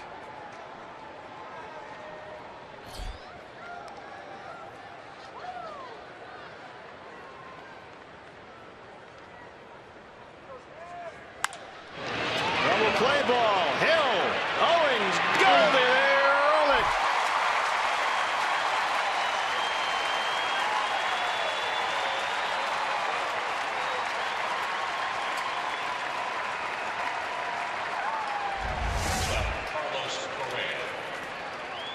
Shouldn't be a surprise anymore when Brad Ziegler's on the mound. There's some traffic on the bases. That ground ball. Pitcher's best friend.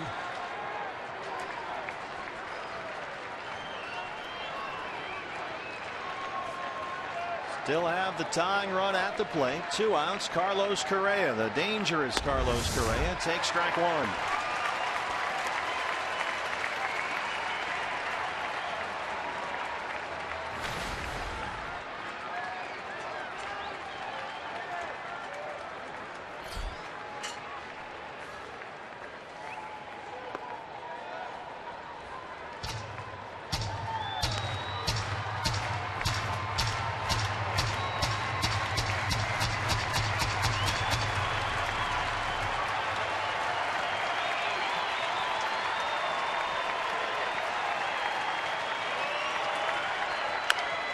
High chopper. CO. Diamondbacks win it.